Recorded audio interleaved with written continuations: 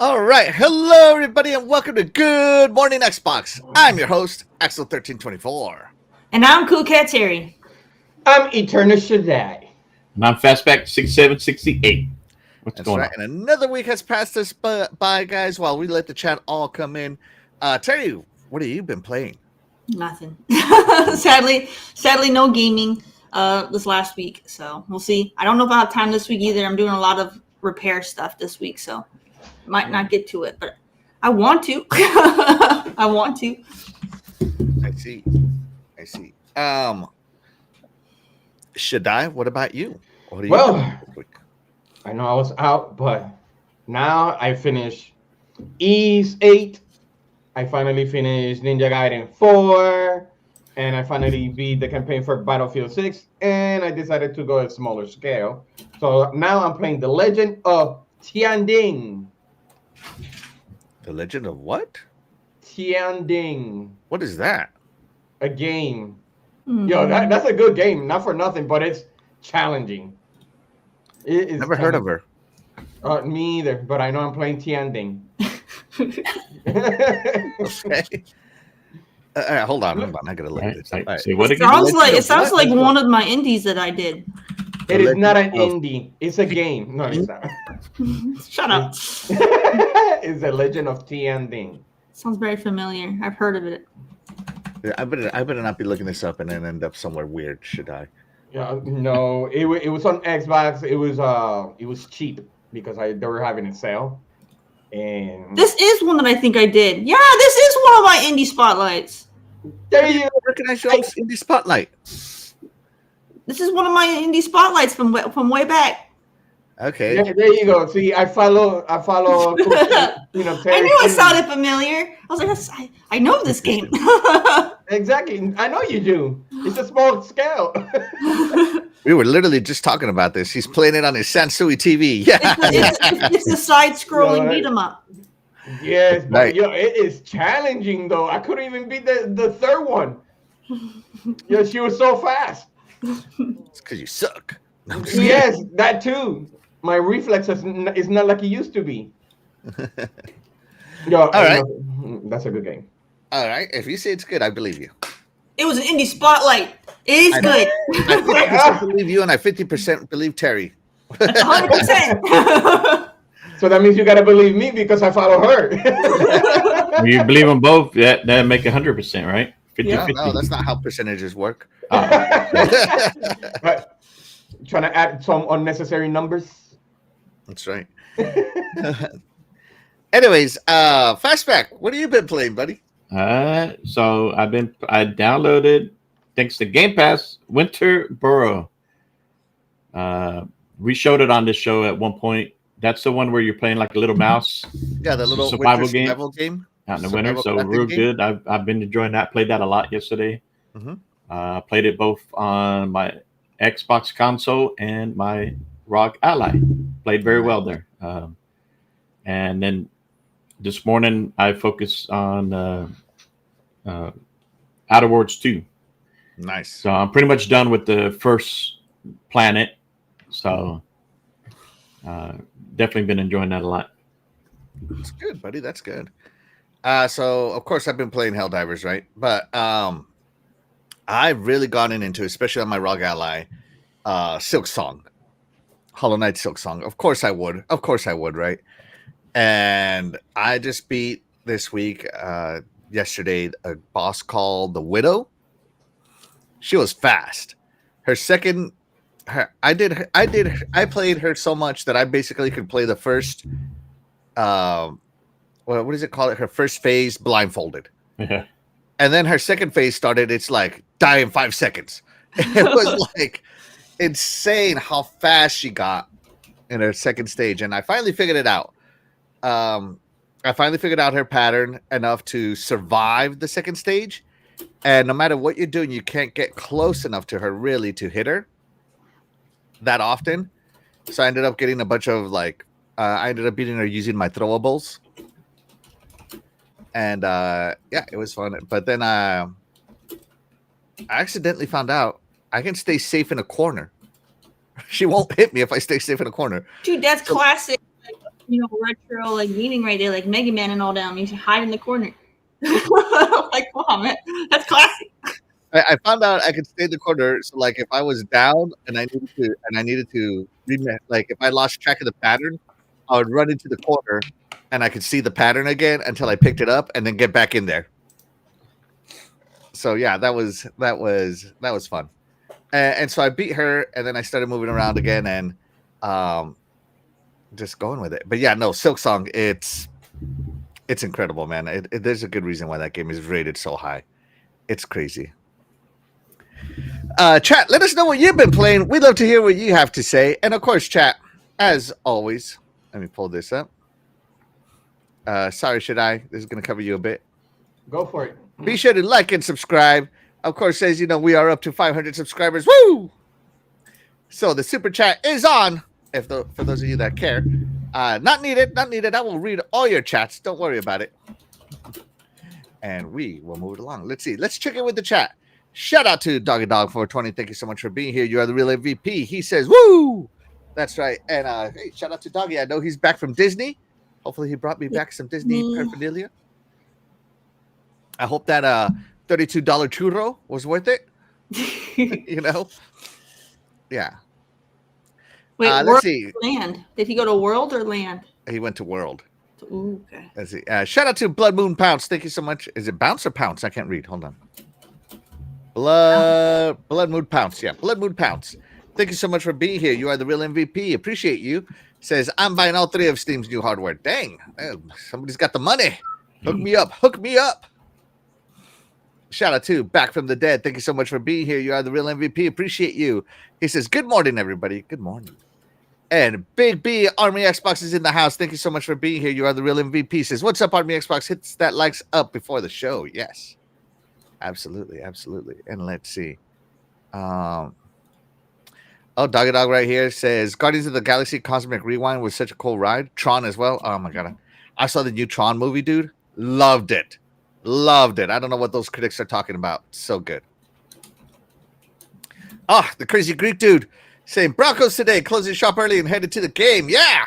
Boo! That's right. Go Broncos. Boo! I like those loser Bills, and especially those loser the Texas Cowboys that we've owned for 30 years. Blasphemy. Go ahead. It's okay, sir. Try. Let's see. Stadium is 2 miles away. Walmart is going to move in. I'll be half a mile away.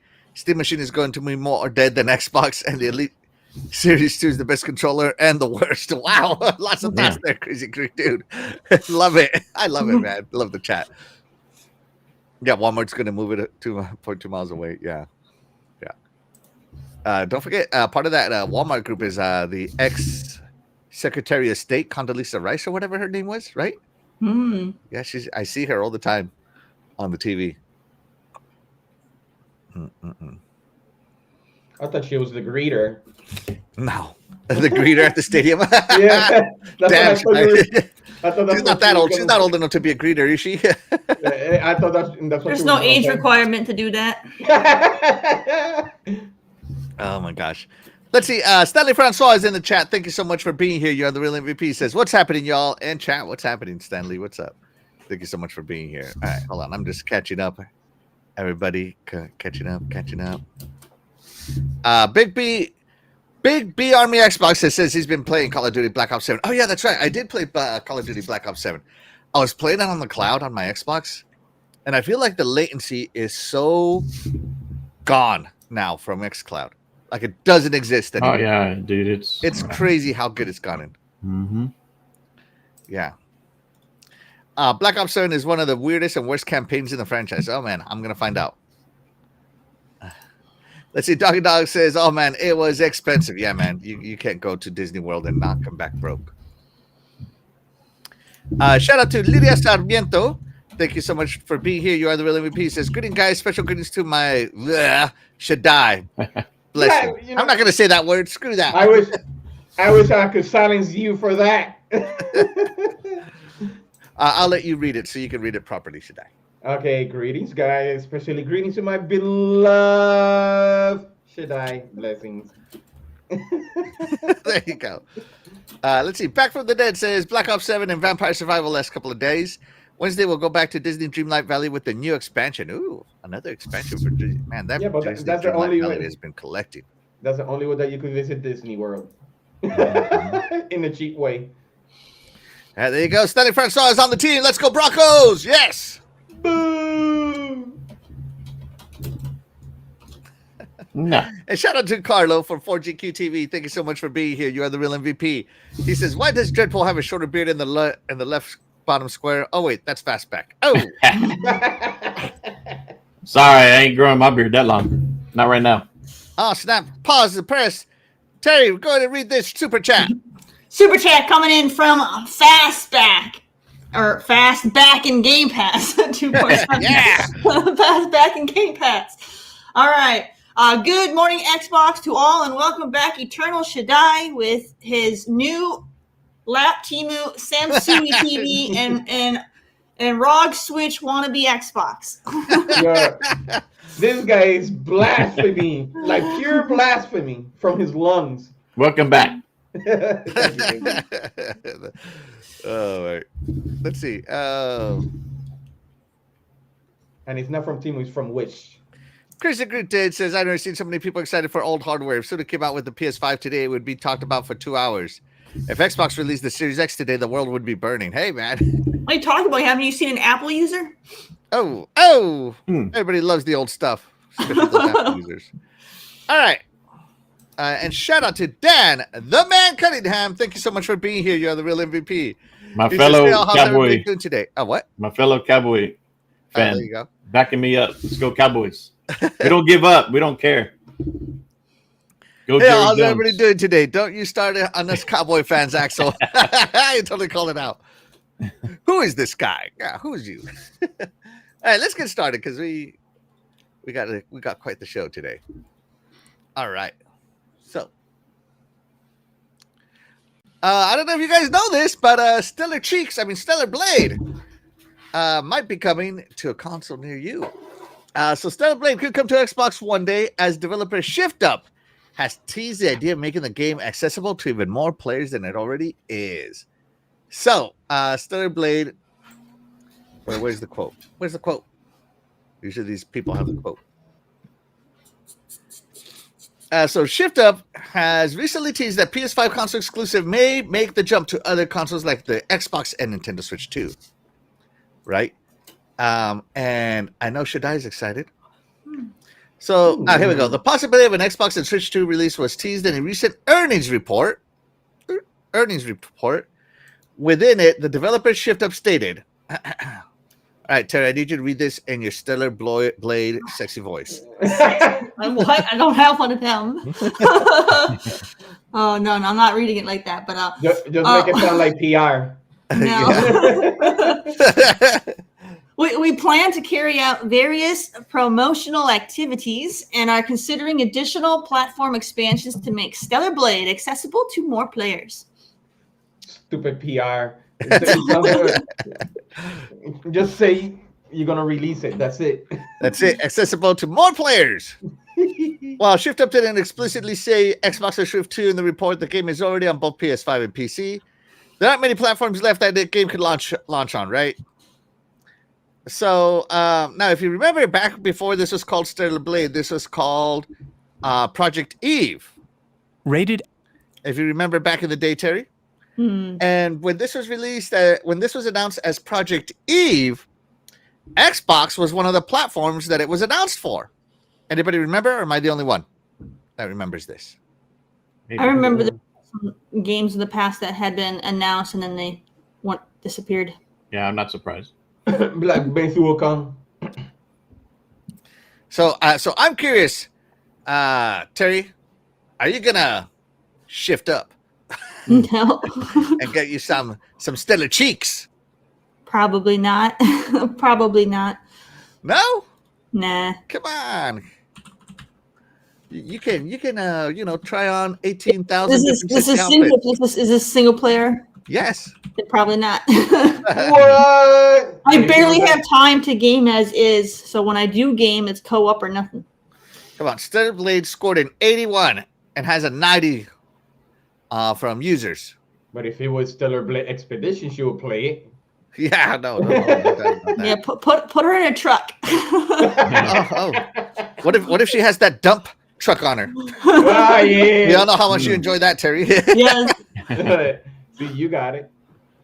All right. Shadai, you're gonna Stellar Blade it up if it comes to Xbox. Actually, I like games like this. I think long ago I say it reminds me of God Valkyrie from Sega because of the way she moves and all that. So I don't mind playing this. I really don't. I like what is it, like a hack and slash game? Because I know I saw a little bit, but it looked like if it was a hack and slash though. I don't know if it's a hack and slash. It's similar. Let's look at some gameplay. That's like Now Ninja this Gaiden. looks like another Is it like third Ninja person Gaiden? stare at the booty shoot type of action game. No, I'm kidding. No, I think it is a hack and slash. I don't think it's definitely not RPG. Yeah. No, see, it's like Why Ninja is Gaiden. she beating up the little Samsui TV man? Hey, leave my It's Sansui. violating copyrights. That's why. That's Sansui Junior. No, I will play. Honestly, Samsui I Light. will. I agree. I actually do. There you go. All right. Fastback, are you gonna get this one if it comes If to it comes in Game Pass, I'll check it out. But I don't really play these type of games, so This has been for me nothing more than a curiosity, passing curiosity. I don't think I will buy it. As I already have a PS5, I have a PC. If I wanted to play this game, I would have. yeah, true. So for me, this is like probably not. Just being honest. I'll play for you. But hey, shout out to the developer for bringing stuff to Xbox. Chat, let us Yeah. know if you're gonna, check out the amazing assets in this game. Look, that last character looked like Was it Barbarossa from Pirates of the Caribbean? It looked like him. Oh, okay, I see. The Oh, yeah. Barbosa, you mean? Barbossa, yeah, it looked like Yeah. him. Well, Was this published by Sony or PlayStation or just Well, yeah, Money of course had it. they money had it. published Yeah, by they're- Sony, yeah. no? Mhm. Yeah. Yep, Sony Interactive Publishing. Yeah, I definitely could see this on Xbox. I mean, you're starting to see that trend already. So Yeah, and Well- Sony tends to bring stuff that's not published in house to Xbox. yeah, it's not necessarily their first. other than party. MLB The Show, of course. Well, she's the new Bayonetta right now, so Bayonetta is published by Nintendo. They're not bringing anything. no, it just she Yeah, looks that like her. It just No, she looks doesn't. like- Shut up. Don't you Same dare figure. compare Got- her to. She's got the Bayonetta same to my figure. The And see? stereotypical You know, legs see that what are I mean? that are See that what are I really mean? long. The really long legs. Oh, Yeah. hold on. We get zoom ins. Long saw legs some and jiggle jiggle. I saw jiggle physics. That's right. This has the PhysX Oh, XX sorry. engine. Oh, so her name is Jigglypuff. Got it. That's right. All right. Let's see. Might need this to come to Game Pass. Then I might give it some time. Hold on. Shout out to Cyber Gunther. Thank you so much for being here. You are the real MVP. Appreciate you. He says, good morning, gamers. Good morning. Good morning. Carlo from 4GQ TV says, I love Stellar Blaze. It was a great game and story. Yeah. That's why we're playing it. Woo. Well, what was the story about? Let me hear it right now. Had a great jiggle story. It How was many a leaves stellar did that game. bamboo plant have? Let's see if you paid attention. I'm just kidding. I'm just kidding, Carlo. I'm just kidding. Let's see. Dog says Stellar Blade can stay away. Trash game. He played the demo. He didn't like it. It's Yeah, a Dog demo. is right. It was announced for Xbox at first. Yes. Crazy Greek Dude says, wasn't it showcased by Xbox?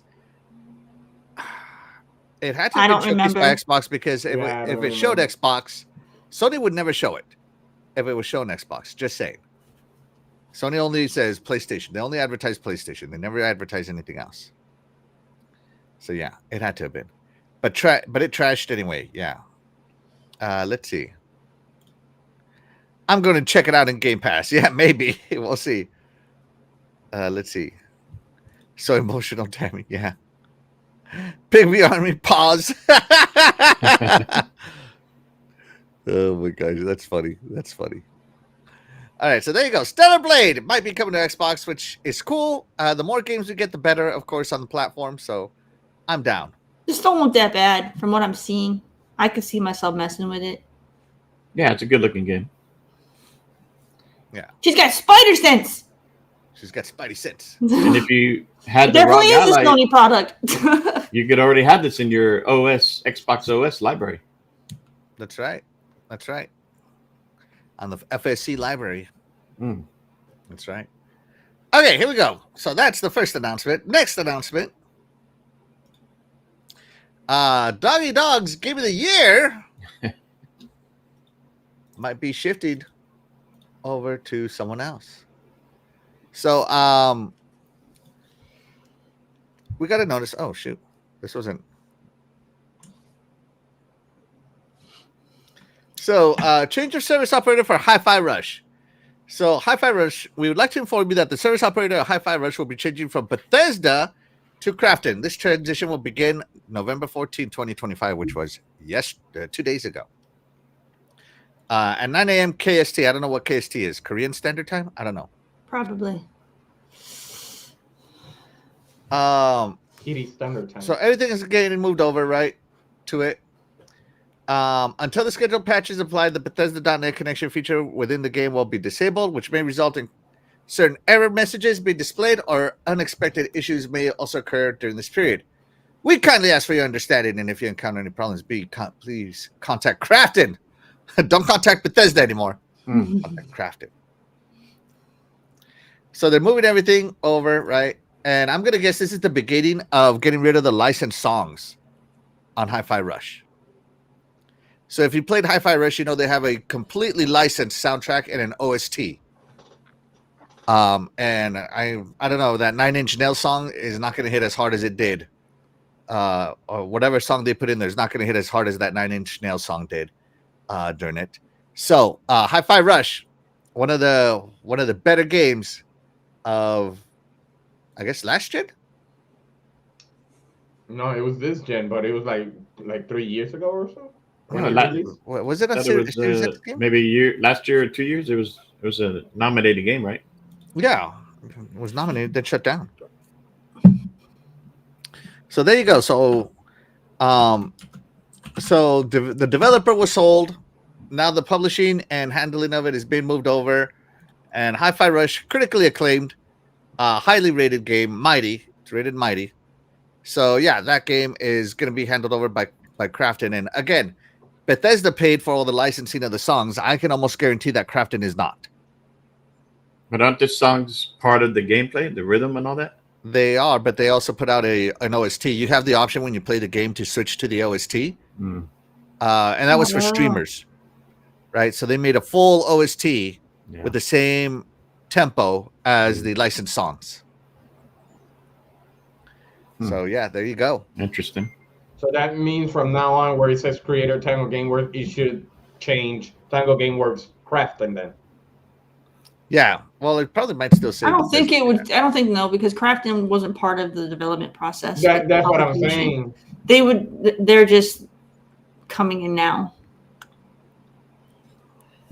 I think they're just gonna add, a splash screen that says Crafton on it now. Yeah. By the way, today's H2O, right? Real quick here. Today's H2O is brought to you by the official Xbox hydrating cup. Nice. Right here. Wait, wasn't that from IHOP? This is my IHOP cup. It is. Check it out. Flight Simulator on the top, Sea of Thieves on the bottom, Master Chief on the left, and Indiana Jones on the right. So you got that at IHOP? I did.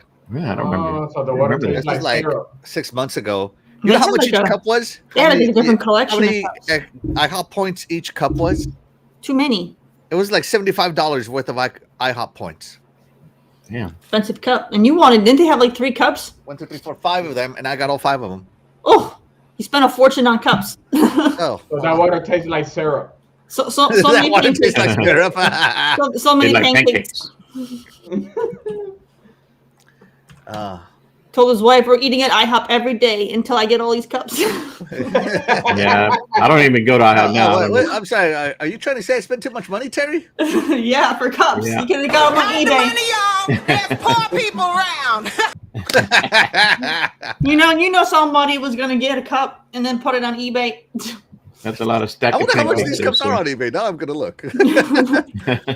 I think it tells something else. Like, well, honey, your breath is fine. Yeah, but but he- then sneaks out. He can get it on out. eBay, but he won't have the memories of eating himself sick on pancakes. Or All right, here we go. So the very cup I'm drinking out of is $75 on eBay. What? See? the hell? Same price. You could have got it immediately. No. You know, you didn't have to put No pancakes. 40 pounds of pancakes in your system. Oh my god! Oh, some of But them the are going price for always goes up on $100. eBay, right? Or best offer. So he's willing to haggle. Yeah, Wow. there you go. All right, sorry. Back to crafting. Sorry. I just wanted to point out my cup. Yeah. So, anyways, so crafting. Yeah, Hi-Fi Rush. So if you haven't played this masterpiece, Doggy will tell you all about it. Doggy is in love with what's her name from here? Peppermint, I think is her name.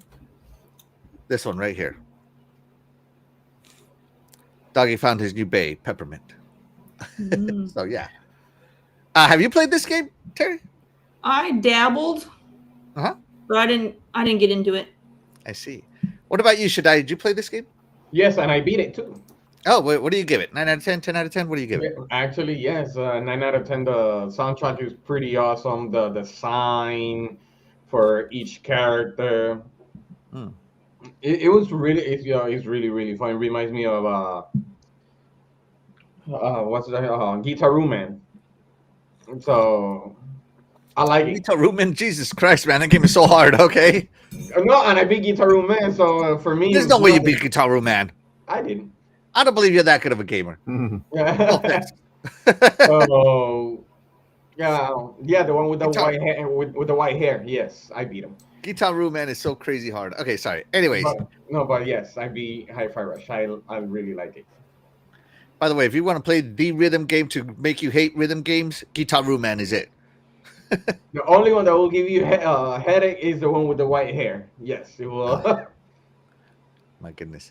All right, sorry. Fastback, Hi-Fi Rush. Have you played it? It's on Game Pass. I started it, but I never did finish it. What? I don't Yeah, know. I I beat the get first distracted. I boss. play so many games at one time. It's like, I beat the first boss, but then the game I was waiting for came out, and I started playing that, and this one kind of went bye-bye. And I haven't gone back to it. But what I did play was incredible, and I should go back and finish it. You Yeah. saw Starfield, like, nope, forget it. Possibly. I don't remember what it was. Let's see. Shout out to D487. DE, thank you so much for being here. You're the real MVP. Appreciate you, buddy. Doggy Dog says, such a great game. Absolutely, it is. Crazy Great Dude says, K-pop Rush incoming. Yeah. I would have been Yeah. surprised. That'd be That fun. would That'd be make fun. that would make them so much money. yeah. Yeah. Yes. Big B Xbox Army, Big B Army Xbox says, Hi-Fi Rush is a masterpiece. It really is. K-pop is not for me. Oh, I like K-pop. No, remember, I like it will say Craft and Pop. And my beautiful wife says, we went to IHOP every 2 weeks for IHOP cups. We did. There you go. We did. Yeah. But you can only get it through the rewards. Yeah, and then it took like 5. It took between 6 to 8 weeks to arrive in the mail. Wow. 6 to 8 weeks. Yes. Just went to eBay. Yeah, it would have been cheaper. I don't know, man. I don't know. I'm loving it. I like them, But those pancakes were very expensive for that. and I do like IHOP, so it wasn't a bad thing for me. Oh, and they also had. This is also during when they had the Indiana Jones menu, and I got to tell you that Indiana Jones milkshake they had was amazing. To this day, probably the best milkshake I've ever had. There you go. Well, now you need to go back and play the game then. The best pancakes they ever had were the While banana while you're Foster. drinking the milkshake. I miss it. I would love for them to bring back the banana Foster pancakes. Those are Yeah, so see, good. yeah. Ugh, it's been years. I haven't had them since I lived in crappy California. They need to bring them back. Crafting, huh? Let's see. Doggy Dog's over here. Peppermint. Okay, so hold on. So Doggy Dog gives my wife 1 heart, but then gives Peppermint 3 hearts. I don't know how she's gonna feel about that, Doggy. I don't know how she's gonna feel about that. Shout out to my beautiful wife. She's the MVP of my life. And yeah, did you see that? Did you see that beautiful wife? He only gave you 1 heart. Let's see. Big B Army says, I'm going to play it again today. Yes. Let's see. General Spartan says Black Ops 7 has one of the weirdest and worst campaigns in the franchise. Dang. Yeah. And shout out to Lydia Sarmiento says, greetings, guys. Oh, what the heck? She already said that. We're not rereading that. Beloved. Let me just make it. I'm going to read it again, should I? Greetings, guys. Special greeting to my beloved. Should I? Bless him. All right. And the chat reset. Hold on. I'm hitting the reset button. Did you say let's Shadai go. or Samsui guy? Doggy Dog says, the end is so good. Finish it, guys. There you go. Now, if Hi-Fi Rush was only on Switch, would Doggy Dog play There you go. it? My beautiful wife says that is amazing. There you go. He fixed it. He says, oops. And then he fixes it. Louise, 1, 2, 3, 4, 5, 6, 7 hearts. There you go.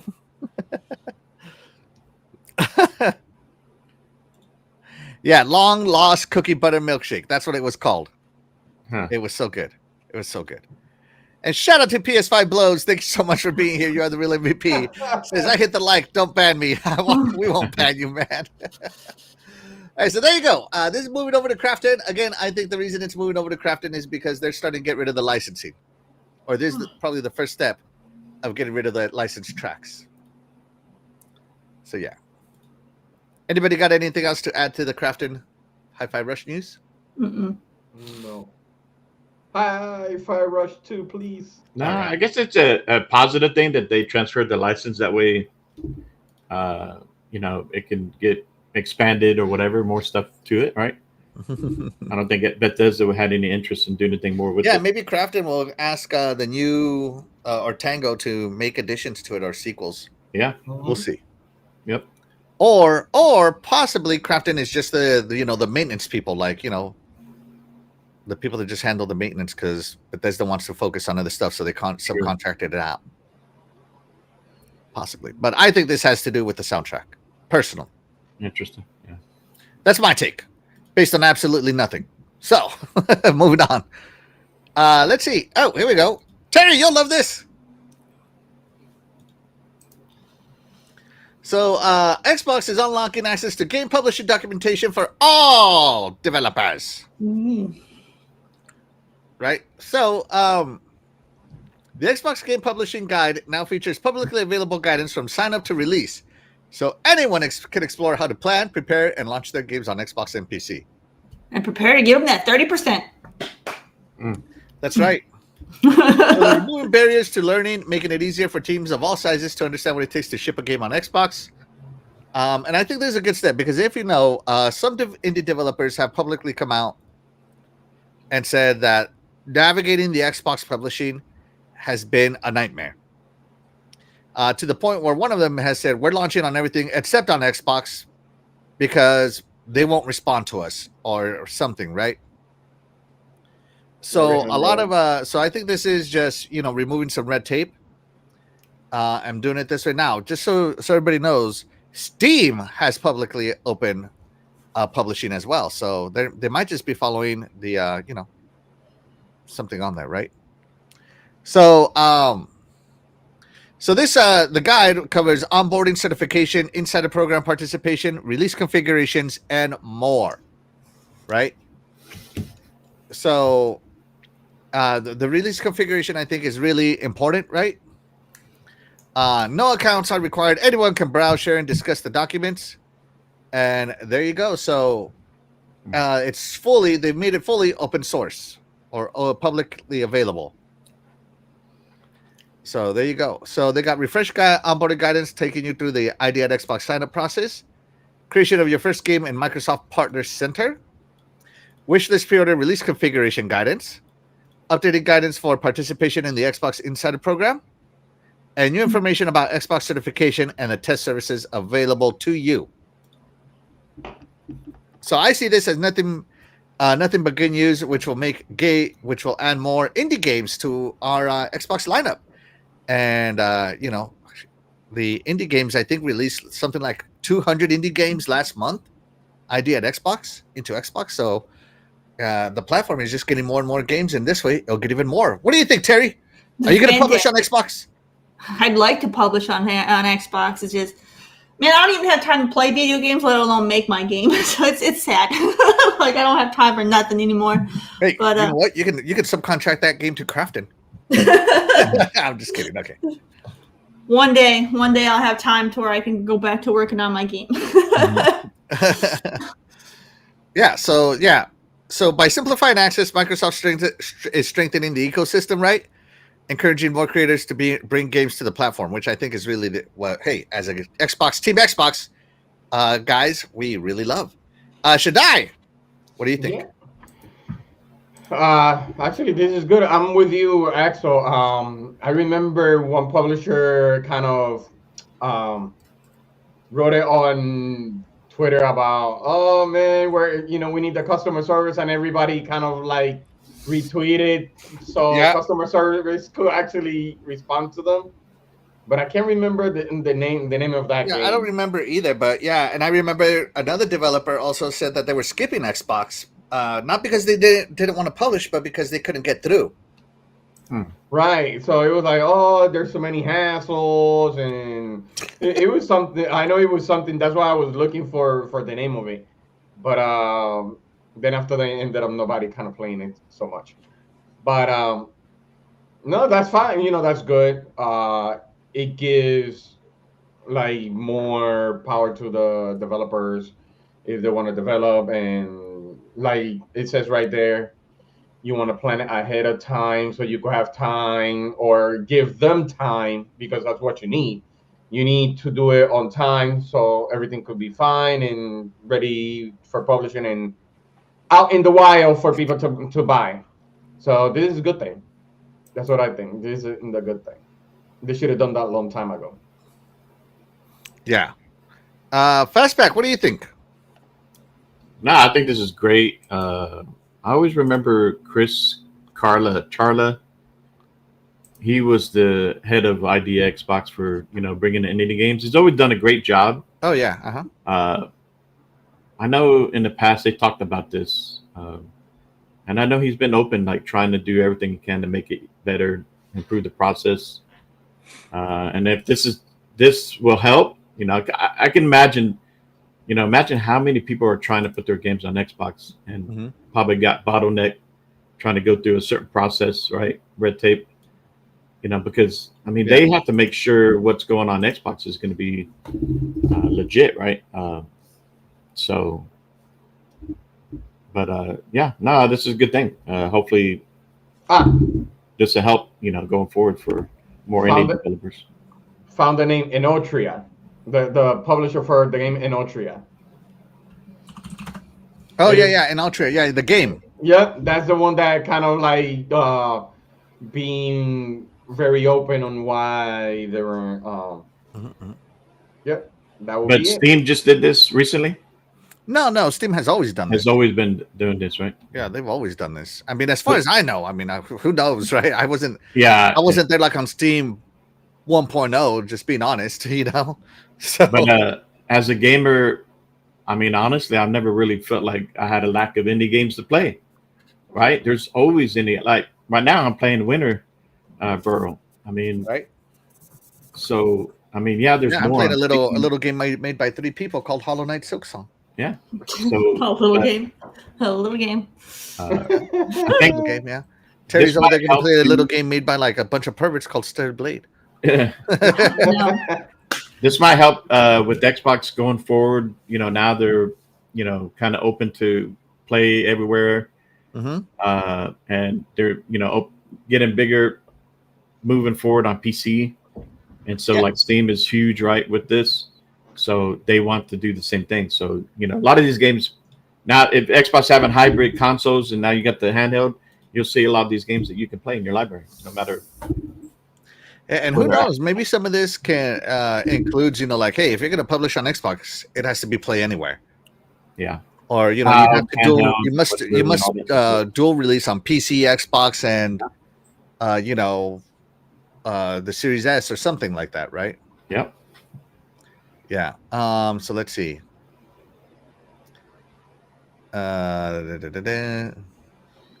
Register. There's a lot here. How to create a game product. It even tells you how to create one. That's cool. Interesting. So maybe there's a lot of information, more like a fact of what a bunch of publishers have run into. or indie guys have run into, because all this is like, hey, your game has to have this, your game has to have that. Well, I didn't think of that. Where am I going to put that? Yeah. So yeah. So there you go.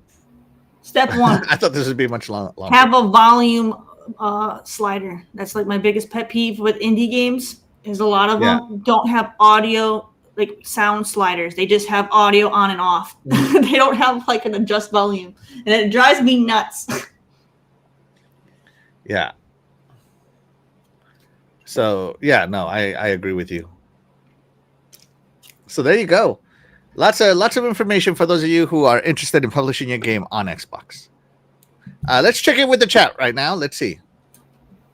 DE remembers the story about the publisher that we were talking about that was having problems with it. Yeah. Let's see. Xbox is king of gaming. Yes, I love Xbox. Absolutely. Big B Army. He says, talk that trash. I love Xbox forever and Game Pass. That's so great. Army Xbox. More games always good, right? PS5 Blow says, this sounds promising. Absolutely. And we all get more games. Yeah, absolutely. Absolutely. We do. Shout out to East 00. Thank you so much for being here. You are the real MVP. He says, and remember, Sony is king of consoles because they sell the most, and they're the king of handhelds. Portal outsold the Steam Deck. Did it? I didn't think it did.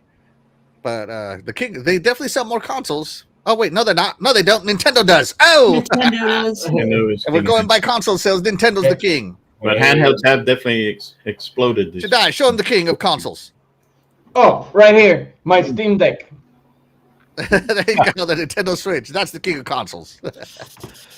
Let's see. Don't blow up the numbers. ROG, Nintendo Switch. And shout out to East Below, man. We love the banter, by the way. I know. As long as you're respectful, we're good. Let's see. And Astrobot did decent, sold around 3 mil. Yes. I think 4% Mm-hmm. of the console sales. Yes. Same as. Yeah, there you go. See, Terry had it. Nintendo's king of handhelds. Nintendo's king of consoles too. That thing's a console too, Terry. Get it right. King of hybrid. Made by Sansui. Oh my gosh. Oh, Dave Reezy in the chat. Thank you so much for being here. You're the real MVP. He says anyone can publish a better game than Concord. Oh. Damn. Oh my gosh. And don't forget, guys, Concord is in the Guinness Book of World Records for being the only game that's been canceled twice in less than 2 weeks. Damn. You did see that some fans decided to hack it to make it run on private servers, and then Sony sent them a cease and desist and canceled that. Canceled that. Canceled twice. Let's see. I never opened my UTO. I think it means portal. No back buttons, can't play. Yeah. Oh, let's see. Call of Duty sells more. Yeah, there you go. Call of Duty's the king of sales. Yeah.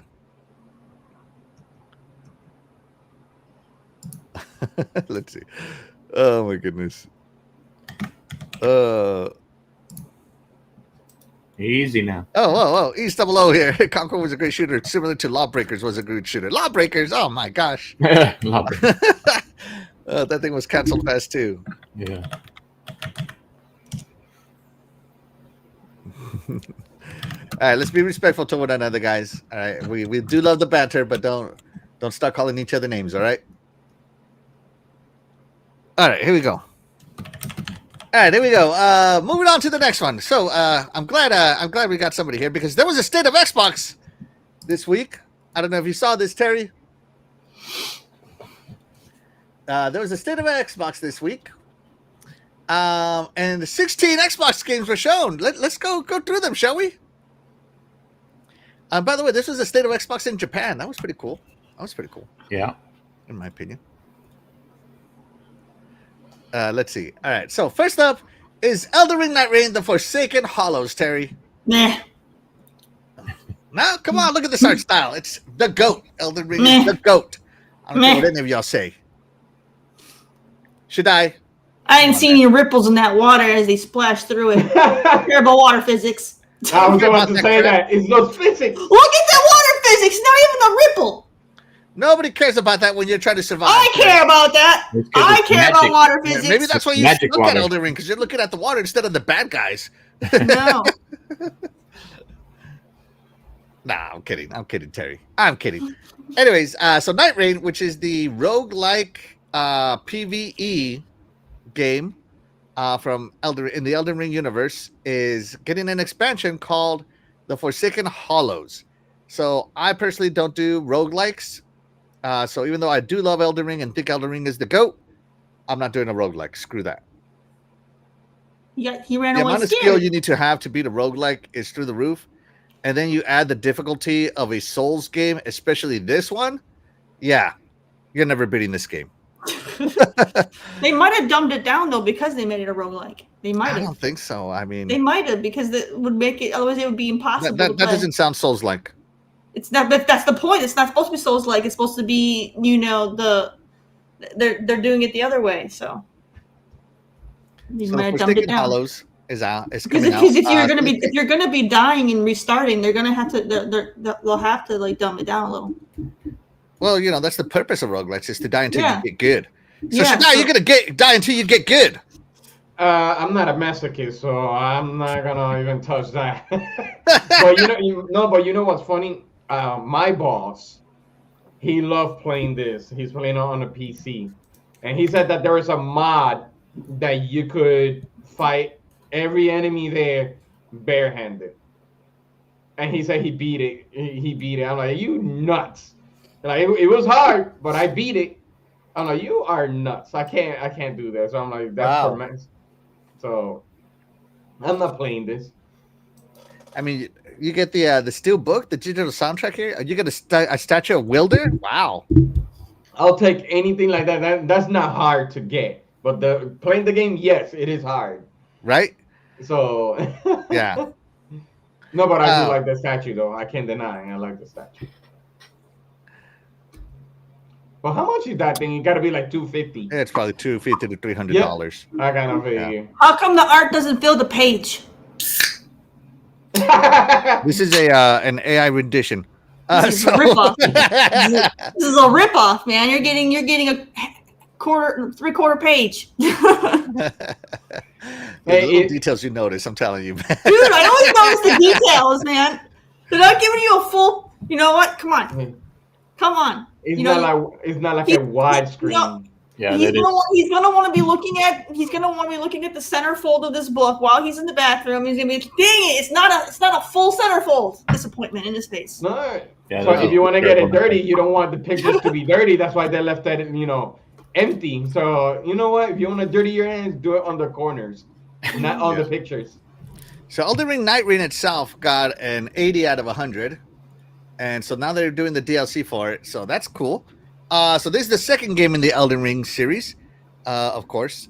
Fastback, are you getting the Elden Ring Night Rain? No, I know better than that. I played Elden Ring when it came out. I tried. I'm like, nope. It's cool, but no, not my thing. So I have an Elden Ring, and I beat it how many times did I beat it? 4 out of 7 times. To beat it all the way, get every ending, you need to beat it 7 times. And I played this game for 4 months straight and didn't even think about playing anything else. That's how much I was into it. You guys remember, right? What'd you play this week? Elden Ring. Yeah. That's what my So boss the game took over my life. So yeah, there you go. So Elden Ring Night Rain coming to Xbox, shown off at the Xbox, at the State of Xbox. Yeah. All right, let's see. Let me check in with the chat. Oh, shout out to Cougar Man. Thank you so much for being here. You are the real MVP. Appreciate you. Oh my gosh. Let's see. And Cougar Man says, I acknowledge you, Axel, as the host of Best Xbox Podcast on YouTube. I acknowledge your greatness. Thank you so much. Appreciate you. You are the real MVP. Right. Let's see. I'm just going through this. The chat is engaging with themselves as long as they're respectful. Remember, guys, don't call each other names. We're okay with the banter, but don't call each other names. All right, so moving on here. Dragon Quest 7 Reimagined coming out. So if you know Dragon Quest 1 and 2, HD 2D remake has come out. And up next is Dragon Quest VII, made in diorama style. We're going to go to Shaddai on this one, as he is our JRPG guy. Shaddai, are you going to play this, or are you a fraud? I don't like that art style. I never liked Dragon Ball Z. I'm not gonna like this one at all. So tell me you're a fraud. Dragon Ball. What And I'm was it? surprised I didn't know you felt this way. No, because the thing is that because it's the same art style. That's what I'm saying. It's like Blue Dragon. He got the same art style by the same person. I don't have a So- problem with the art style. No, it just. I have a problem with the main dude's face, though. He looks. I don't know about him. No, I don't know. This guy? I'm like. No, not this guy. In the very beginning, the very first guy they showed me. That guy? No, the other blonde. I think it's the Okay. same guy. Just The one that has the big chin. yeah, big chin, big This one? forehead. This one? No, it's the same guy. No. I'm just trolling you at this point, Terry. No, I'm just you know- going to say the same thing. You know what? And it should have been like Funkos. Like their bodies is so small and the head is extremely big. So it's like Dragon Ball Funko. Looks like whoever was playing didn't like that character either because they removed him from his player group. Yeah, that guy. I have a problem with his It's the face. same guy. It's the same guy, but Is it the same guy? later on. He grew a beard so he can look handsome. Okay. That guy. Okay. Hey, it's the It's same guy. as this guy, right? That- Hold on. that- that's the Is guy- it? Because I don't like his face. That's King. He's the same. Oh, Look yeah. at him. He just grew a beard. Yeah, Like, he Okay, does he look looks like- he looks better with the facial hair. You know, some guys they have to have facial hair, and he's one of them.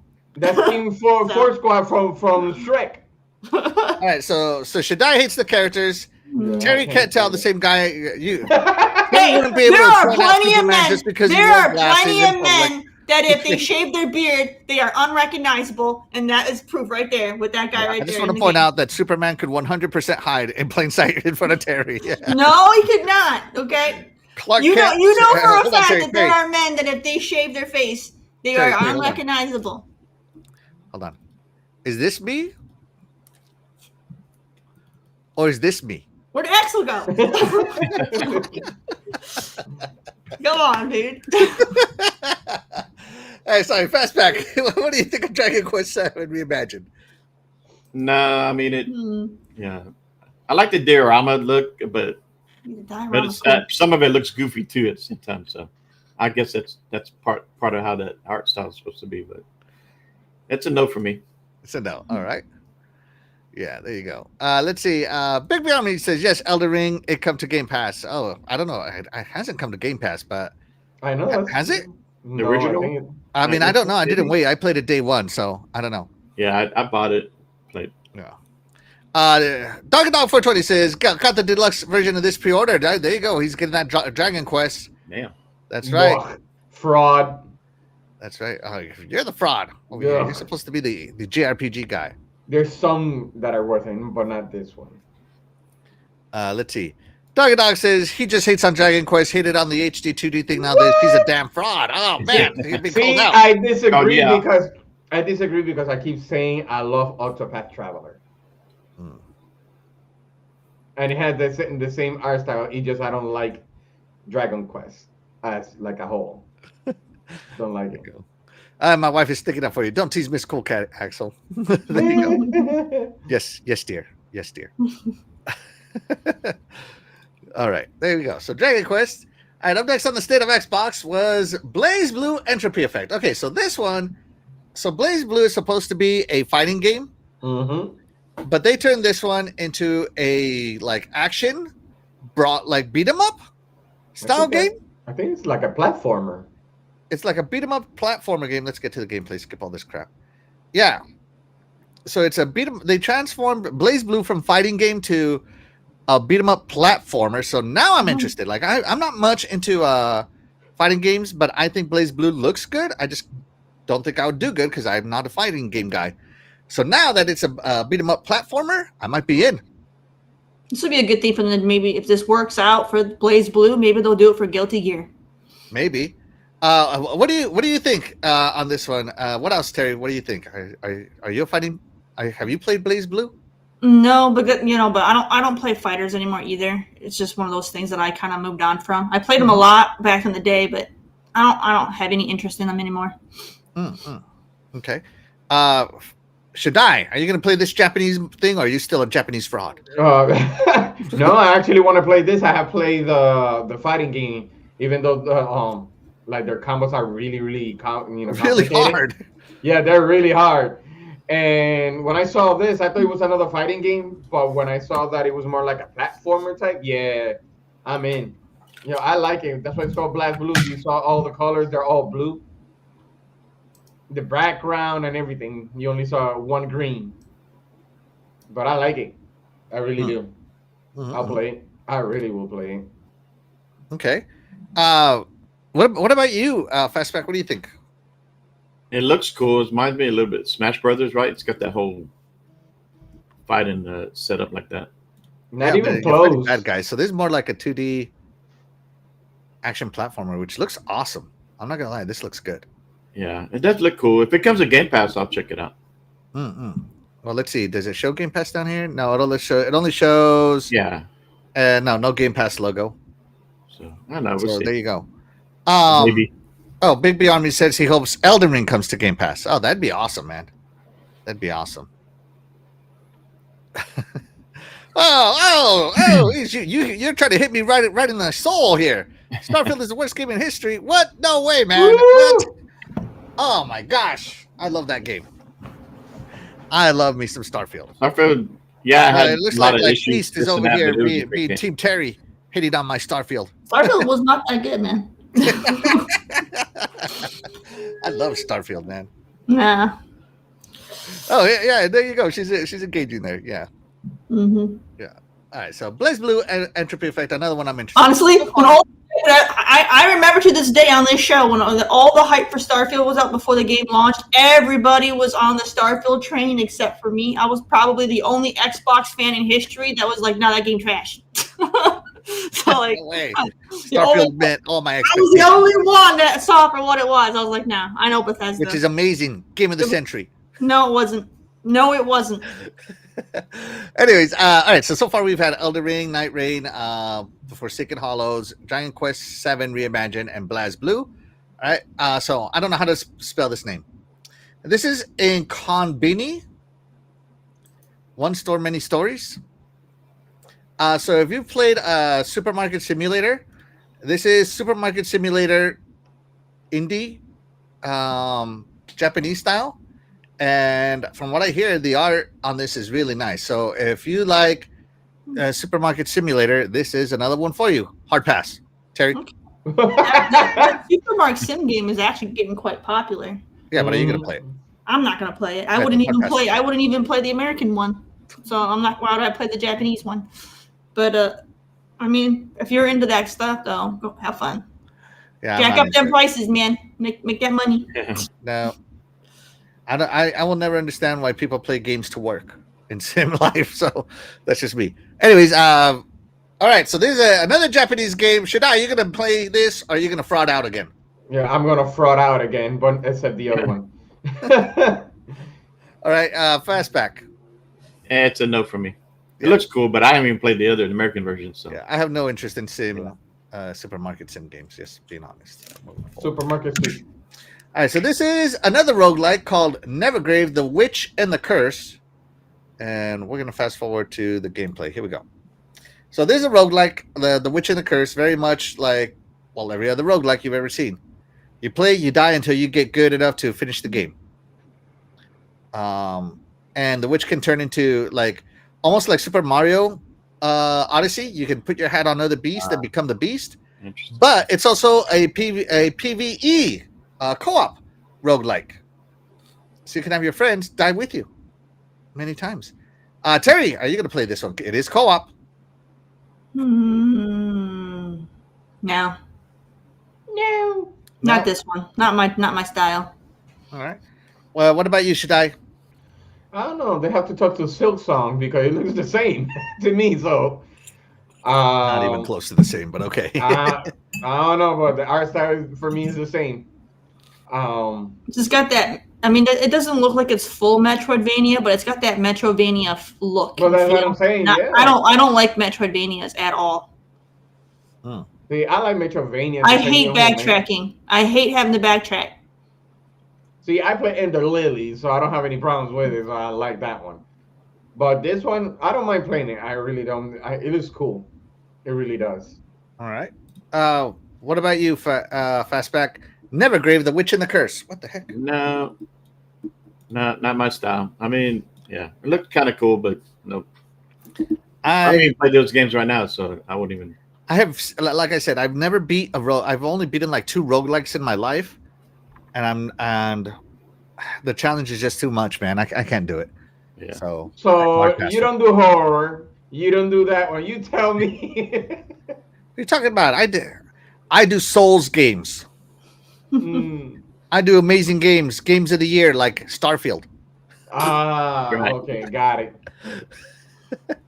Let's see. This is no sleep for Konami date achievements, or what is this called? No sleep for Konami date. What the hell? AI, the Sonium Files.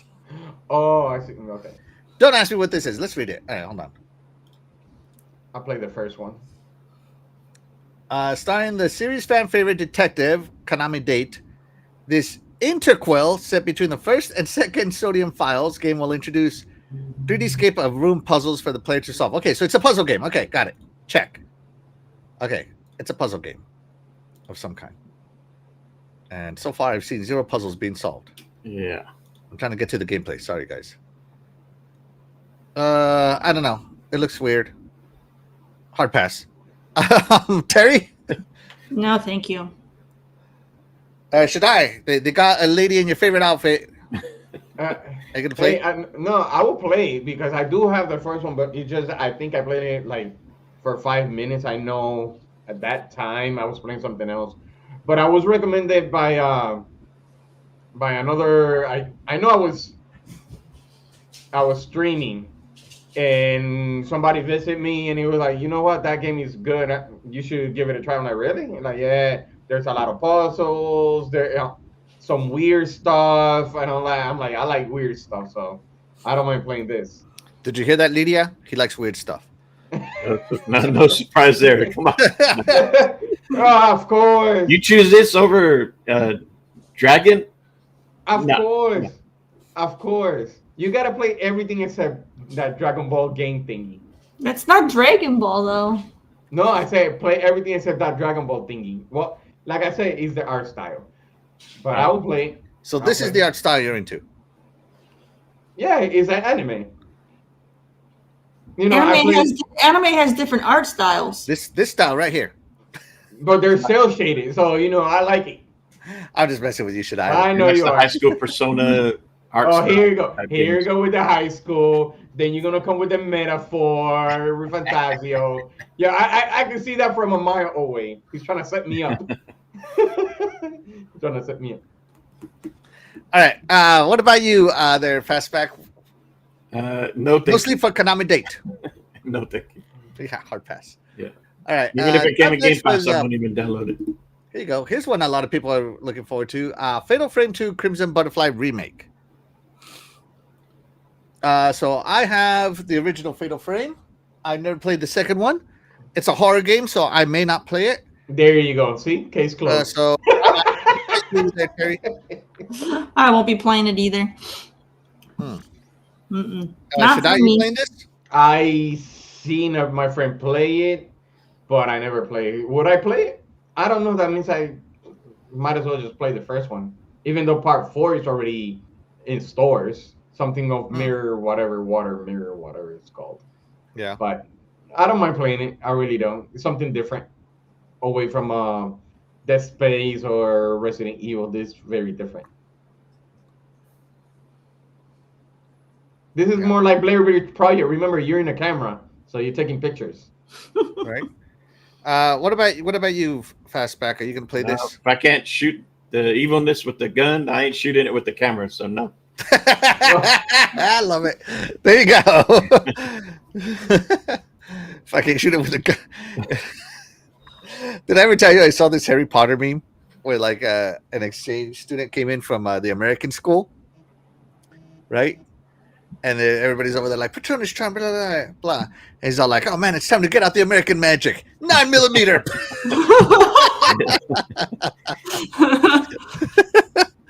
Oh my god, so funny. There you go. And Fastback just proved him right. If I can shoot Steve on this way, I can shoot him with the camera. Texas, America. I love it, Fastback. I love it. Let's see. Let's see. All right, so this one is in the Broken Lore series. I didn't know this was a series called Unfollow. Another horror game, and again, a lot of these shows have been horror based. That's because Halloween was not too long ago. And I am out. Horror games just play slow and weird for me. Anyways, Terry, What? Pass. pass. Should I? What was the name of it? Oh, Broken Lore and Follow. Yeah. I think I'm gonna pass on this one. You need to rewind this real quick. Back to the shadow man banging his head on the desk. It's coming. Right there. That's how I feel every time they announce other horror games. Like, oh. I'm out. You got one in, one out. Dave Reezy over here. Clock us pew pew this. I love it, Dave Reezy. That's funny. That's funny. All right. Anyways, sorry. Fastback, are you in or out on this one? No. I mean, it looks cool. I've seen some nice features, some good details. Hold on. You don't got water physics. Yeah. But no, I'm out. All right. There you go. Oh, hell no. Octopath Traveler 0. So a lot of people. So I wanted to love Octopath Traveler. I bought Octopath Traveler, the first one, on my Switch. I didn't wait for it to come to Xbox. And I put like a good 40 hours into that game, and I'm like, I'm done. I'm done trying to get that game to roll. I unlocked all 8 travelers, and I was trying to go through the stories, and the amount of grind I had to do in that game was insane.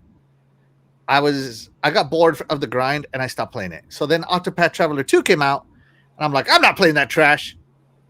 Not after wasting my money on one. And they came to Game Pass, and I'm like, I'm still not playing it.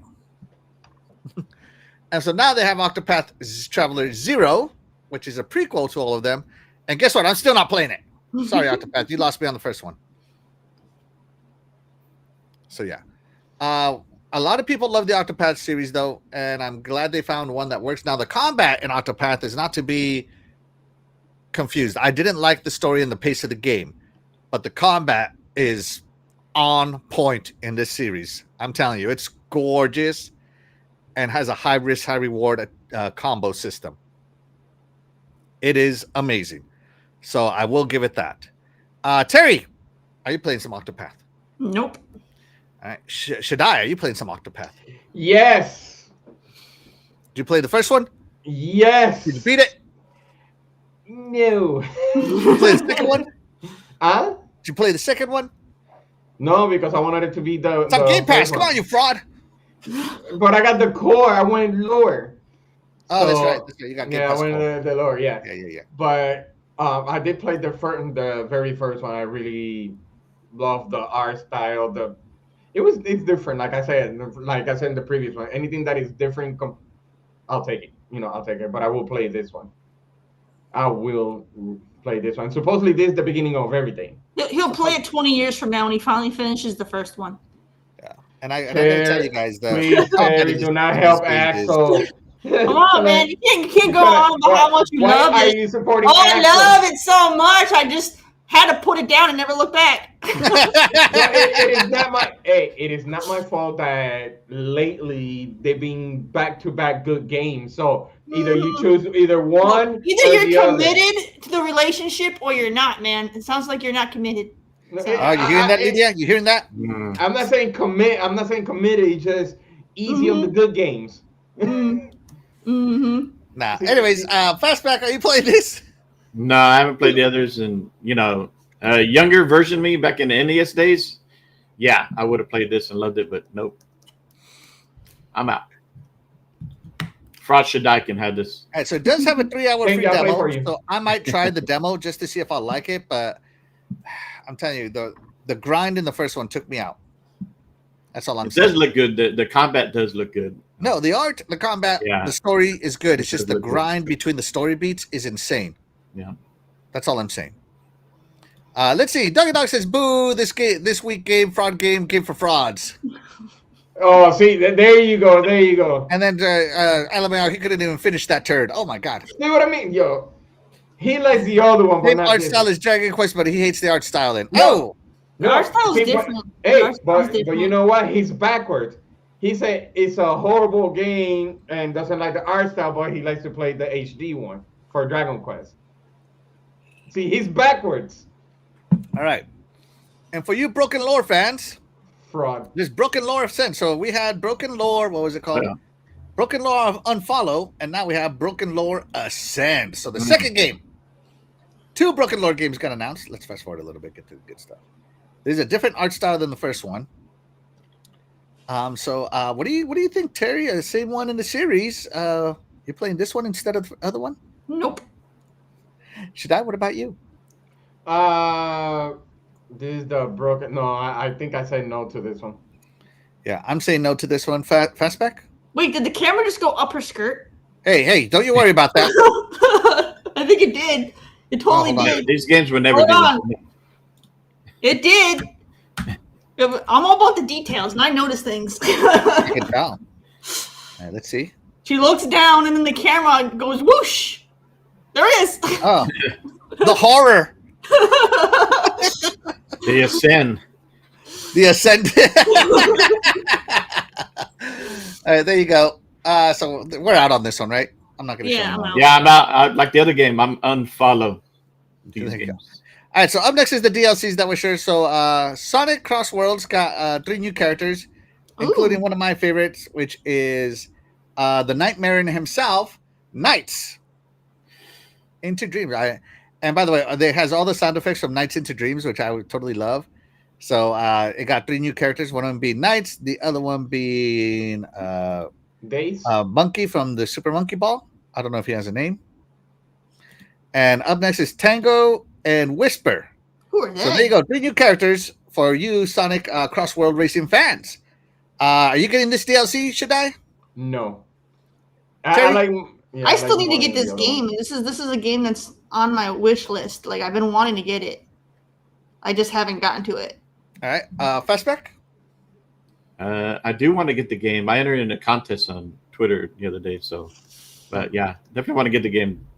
And yours truly sucks at racing, so I would love to get the game, but I don't want to get the game just to lose. So, and by the way, out of these 3 DLC characters, which one is your favorite? Terry, go.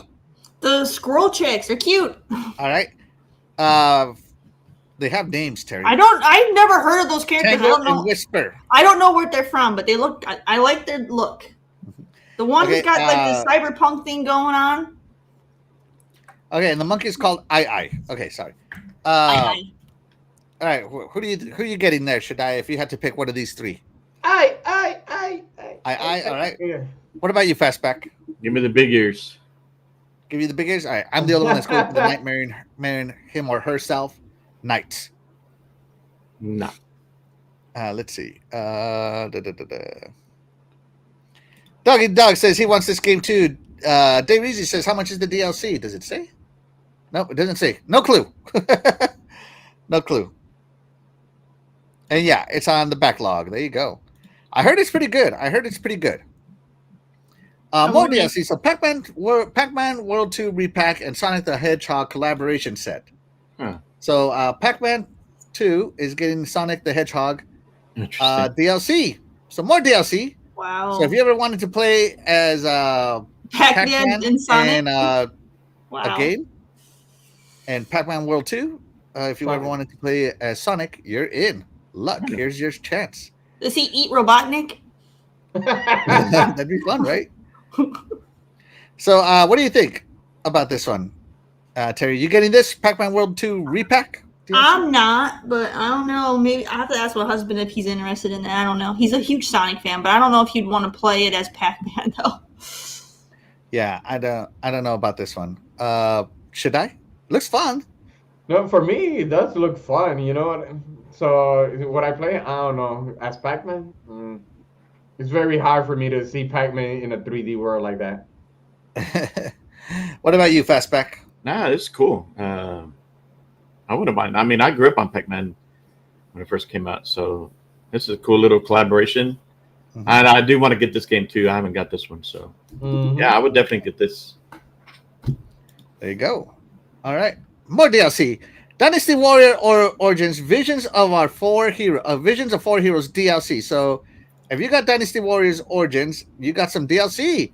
We'll go to I think should I play this game? The demo. The I demo. played the Sorry. demo. Mhm. Okay, so I don't know. I'm not into Dynasty Warriors, but I'm glad that this did well enough to get some DLC. Terry, what do you think? No, I've never liked Dynasty Warriors. I think it's cool. It's cool fun. Nah. What about you, Fastback? No, I used to play these back in the PS2 days, but nah, I haven't touched it in a while, so nada. There you go. So let's see. Big B Money or Big B Army says this is cool. He says Pac-Man is the OG. Love Pac-Man. Yeah, he is one of the OGs, right? Dave Reezy says I haven't played a Dynasty Warriors since PS2. We're on the same page. Yeah. Yeah, but it's different because see, I played Shadow Warriors, which is pretty much Dynasty Warriors, and that one they're pretty much the same. But they change a lot on this one. They really change a lot. Ooh, you get the Wulong Fallen Dynasty stuff. I'm sure they have. I mean, I'm sure it's improved, but I don't know. I just haven't. By the way, if you ever Well, want to lose to Lu Bu, he's in here, man. Lu Bu is like the Dynasty Warriors bane. Yeah. See, like the concept is still the same. You know, you Mhm. beat the crap out of 1,000 guys, Yeah. people. What changes is that you get to, as a leader, at least you get to tell your crew, attack this one and attack that one. So now you're getting strategic for this, and then you get like a finisher. So I like it. I really, really do like it. It changed I a did lot. that at work already. I just want to hack and slash. I don't want to tell anybody No. anything. I don't when want I'm to at tell home. anybody what to do. You still do that, the hack and Yeah. slash. I know. But it's like a skill. Like, okay, you want to send this person here, and that's what it does, but it's still the same. Let's see. Dougie Dog says Dynasty Warriors 4 was the best, and he says played the crap out of that one. And you know, I do love my my Hyrule Warriors, which is Dynasty Warriors, but in the rule of Hyrule. So I don't hate this style. I'm just saying I don't hate it. Once Upon Katamari got DLC. Ugh. For those of you that love Katamari, Nope. you got Neo remixes and Dance Dance Revolution mixes. So get your like they techno call it on. a Terry, you watermelon. getting it? Heck no. Are you gonna roll out? No. What about you, Fastback? Nah, it looks like they swallowed a watermelon. I'm not playing. What about you there? There should I? Hey, Katamari always been like that since back in the old days, but no, I'm not. I'm never interested in this game. Let's see. You got Digimon Story Time Strangers episode pack. So they're doing another episode on this one for Digimon Story. Now, I have heard that this game is actually pretty damn good. Yep, I heard that too. I haven't played it. I used to love Digimon when I was younger, but I'm not going to play it. I'm just being honest. I'm glad it's great, but I'm not playing it. Shadai, are you frauding out on this Japanese title? No, I will play when the time comes because there's so many games right now. But my friend, he's a Digimon fan, and he said it is really good. So when the time comes, I'll give it a try. Yeah. I've heard a lot of people say that this game is good. Mhm. Terry. Nah, I fell off the Digimon wagon a long time ago. Okay. Fastback. Yeah, no, I fell off that wagon too a long time ago. And we got a question from the chat saying, have you all played Arc Raiders? And if so, what are your thoughts? I haven't played Arc Raiders because I'm not into PvPvE. I just don't have time to get good at those kinds of games anymore, man. So I only like playing PvE or co-op games. Same. I have heard people, my friends said that it's really good, but I'm not gonna play it either. Yeah, I'm interested. I have a couple of friends at work that are playing it. I think it'd be a fun game, like you play with friends, and then you know. Yeah, and then some PvP guy shows up and I ruins know everything. that's the thing. Like, you know, if I had a choice to prevent that PvP, then I'd probably be more inclined to jump in it. But Yeah, maybe no, one day. I just don't have time to get good at those games. Like, I remember when all I would play was PUBG, trying to get that chicken dinner, and I got my chicken dinner. I think I ended up getting like 5 chicken dinners in total in a year, And so yeah, I'm just like, no, it's not for me, man. All right, moving on. Monster Hunter Wilds title update 4. So it's adding the festival of Accord, expanding in-game content, and various improvements in weapon balancing. So that's all that was shown, was just balancing. Of course, you know me. I love Monster Hunter Wilds. I'm playing this. Yes, I'm all in. Terry? This game is super broken on PC. Nobody cares about that. I'm kidding. I don't care about this game, though. I don't play Monster Hunter Wilds. I'm not a Monster Hunter fan either. Should I? Pass for me. And Fastback? No, I tried Monster Hunter when it first. It's like nope. All right, there you go. That's all 16 games. So this was the 16 games shown off. So we had Elden Ring, Night Rain, The Forsaken Hollows, Dragon Quest VII Reimagined, Blast Blue Entropy, In Kobin One Store, Many Stories, Nevergrave, The Witch and the Curse, No Sleep for Kanamate Date, Fatal Frame 2, Broken Lore, Twice, Octopath Traveler, Sonic Cross Worlds, Pac-Man World 2, Dynasty Warriors, Once Upon a Katamari, and Digimon Story Monster Hunter. For me, the steal of the show for me was Blast Blue. I think that Blast Blue looks cool. As a person that's never been able to play the Blast Blue series because I suck, this is going to be fun for me if I get it. What about you, Terry? What was the one for the show for you? I don't think I had any. Okay. Got it. I think I passed on every single one. All right, so that was it for you. What about you, Shaddai? Which one was it for you? I'm with you. The Blast Blue, that actually caught me off guard on that one. So that one stole the show. Yeah. What about you, Fastback? Probably more the Sonic Pac-Man. The Sonic The Pac-Man? racer and the All Sonic right. Pac-Man, yeah. This one right here. Yeah. Hey, whatever floats your boat, man. That's what the games are all about. We don't have to like the same game. We just have to play games. All right. There we go. And so that was the state of Xbox. All right. Everybody stretch your arms out because it's about to get spicy up in here. So I guess this one was more geared towards the Japanese side, like showcasing the Japanese games, Yes. right? All the stuff I don't play. What? I'm telling you, anything that is expedition related. No, I'm just not big into the Japanese games. Yeah. No, with this style. There's a couple that I'll mess with, but very few. Very few. Let's see. You couldn't pay me to play. Oh, sorry. This is I love Cougar 69. Cougar Man says you couldn't pay me to play Monster Hunter, Resident Evil. Monster Hunter, Resident Evil is Capcom's greatest franchise ever. Oh man. I think Monster Hunter is way better. I think they both are terrible. Oh my god. What? No, I prefer Resident Evil. I prefer Monster Hunter. More action. Less whatever Resident Evil has turned into. I Right, here we go. Devil May Cry. No. Everybody stretch because it's about to get real up in here. Uh-oh. Normally I would save this for the end of the show, but I know some people can't wait. I think one of the things too, real quick before we go on, is during the show, I think they announced a decrease in the PS5 in Japan only.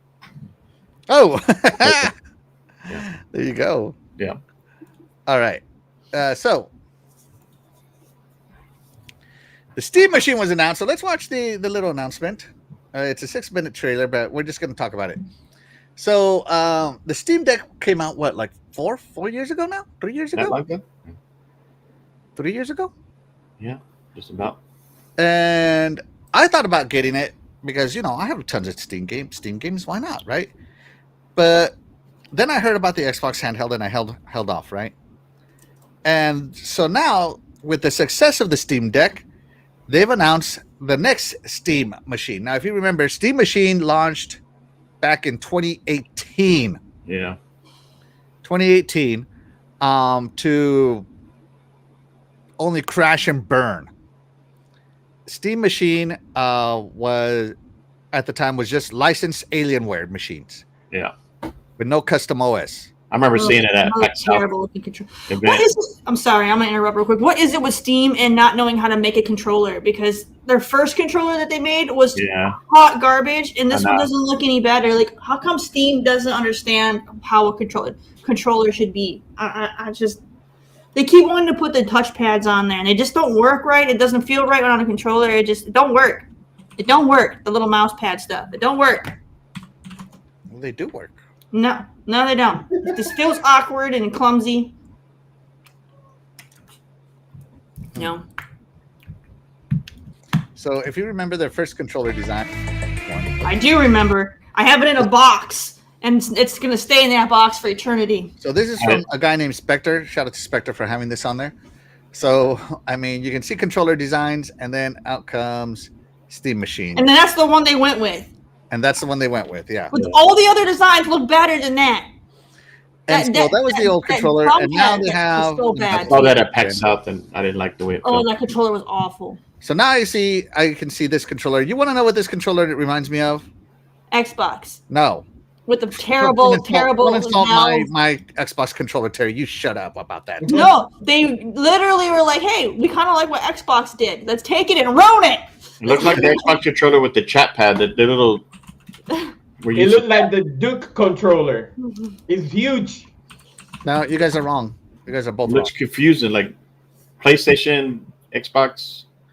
That controller looks like this controller right here. Ka-chow, the Atari Jaguar controller. That too.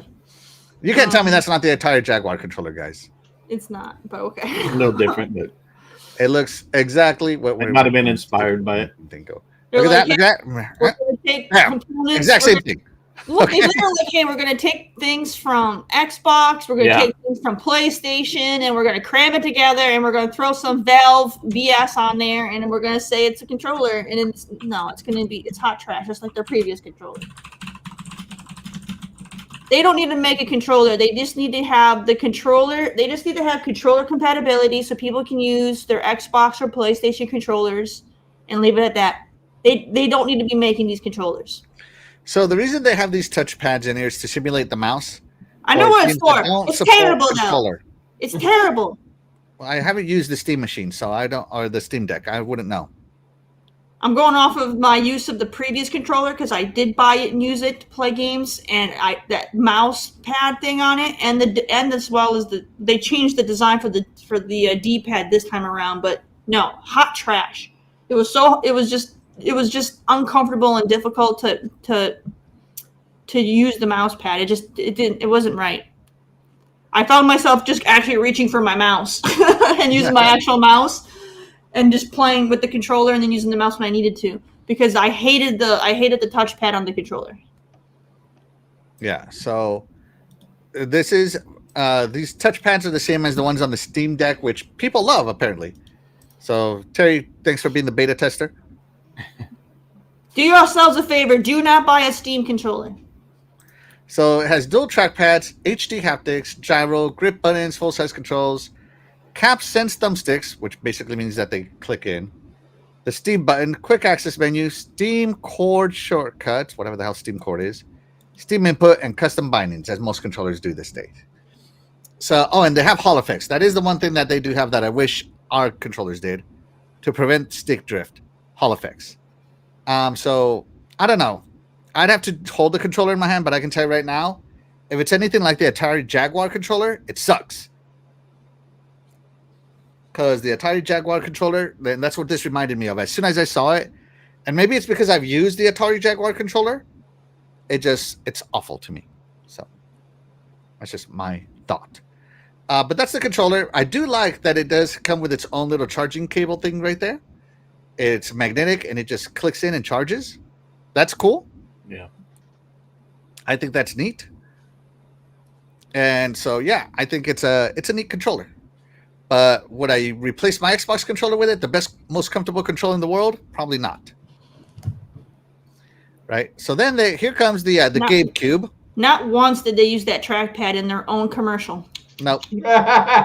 Only proving how worthless it is. So this is the new Steam Machine, or as people online are calling it, the GameCube, because it looks like a GameCube, right? And I can already see Nintendo suing them for the appearance, right? How dare you make a box? So they announced the Steam Machine, and it's running Steam OS, which basically means it's a PC running on Linux. I think it's Arc, Linux Arc. And it's also running on Proton. I think it's what it's called, Proton. Yeah, Proton, and then on top of it, it's running the Steam OS layer. And so yeah, and a lot of people are going goo goo gaga for the LED. I have no idea why, but whatever. People like flashy colors. I guess so. To me, I see it as like, oh, cool, an LED, something I want to turn off when I'm playing games. Like no offense, but I don't like anything like shining in my face other than my. Right? So, and then they came out with the last but not least this thing called the what do they call it? The Steam Frame, which has 2180 by 2180, which is 4K per eye tracking, all that good stuff. Now, remember, Steam does have the Valve Index or the Steam Index VR, the $1,000 one. But this one can dongle to your Steam machine. Those look more comfortable to wear than some of the ones I've seen from other companies. Those do look comfortable. Yeah. So this one can dongle to your face. Dongle to your face. Sorry, and, stream from your Steam machine, but wirelessly, unlike a certain PSVR 2, right? So that is where this is at. I don't know if it's standalone. If it's standalone, that's great, but I don't know if it is. And see, there it is. You connect that, and it starts streaming. Yeah, but that's like what it used to be with the Xbox trying to connect to your Xbox controller to the laptop back in the days. I don't know if that's a good thing. Yeah. So desktop mode, Steam input, Steam store. Yeah, a lot of the same things. So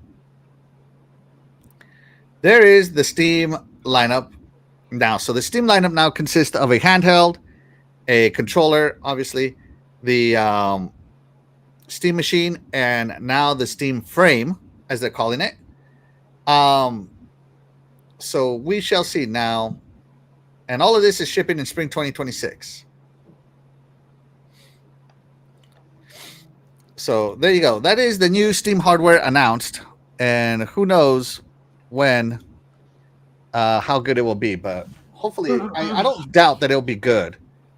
Especially with their new custom Steam OS. It'll be niche for at first, and then we'll see how well it performs. And if it performs well, then it'll take off for casuals to get into it. And so, a lot of people are pointing out that this is going to impact Xbox because, Xbox was busy planning the Xbox Series XXX apostrophe X Xavier edition. So, what do you guys think? I'll let Terry do it. Okay. I mean, Steam has always been kind of playing around with this whole concept for a long time. They had that whole, what did they call it? Big mode or whatever they had. Oh yeah, the theater mode or whatever. Yeah, I think. Yeah. I think you're right. I think it was called Big Mode. I think it was called Big Mode. It was so that way you could play games on like your TV in your living room and use a controller and stuff like that.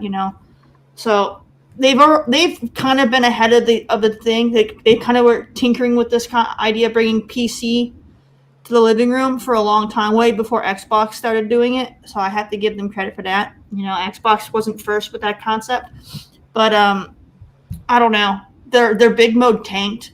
A lot of when Valve creates things outside of PC, it seems like they don't ever do well. Steam Deck is the exception. That one did really well, but I don't know.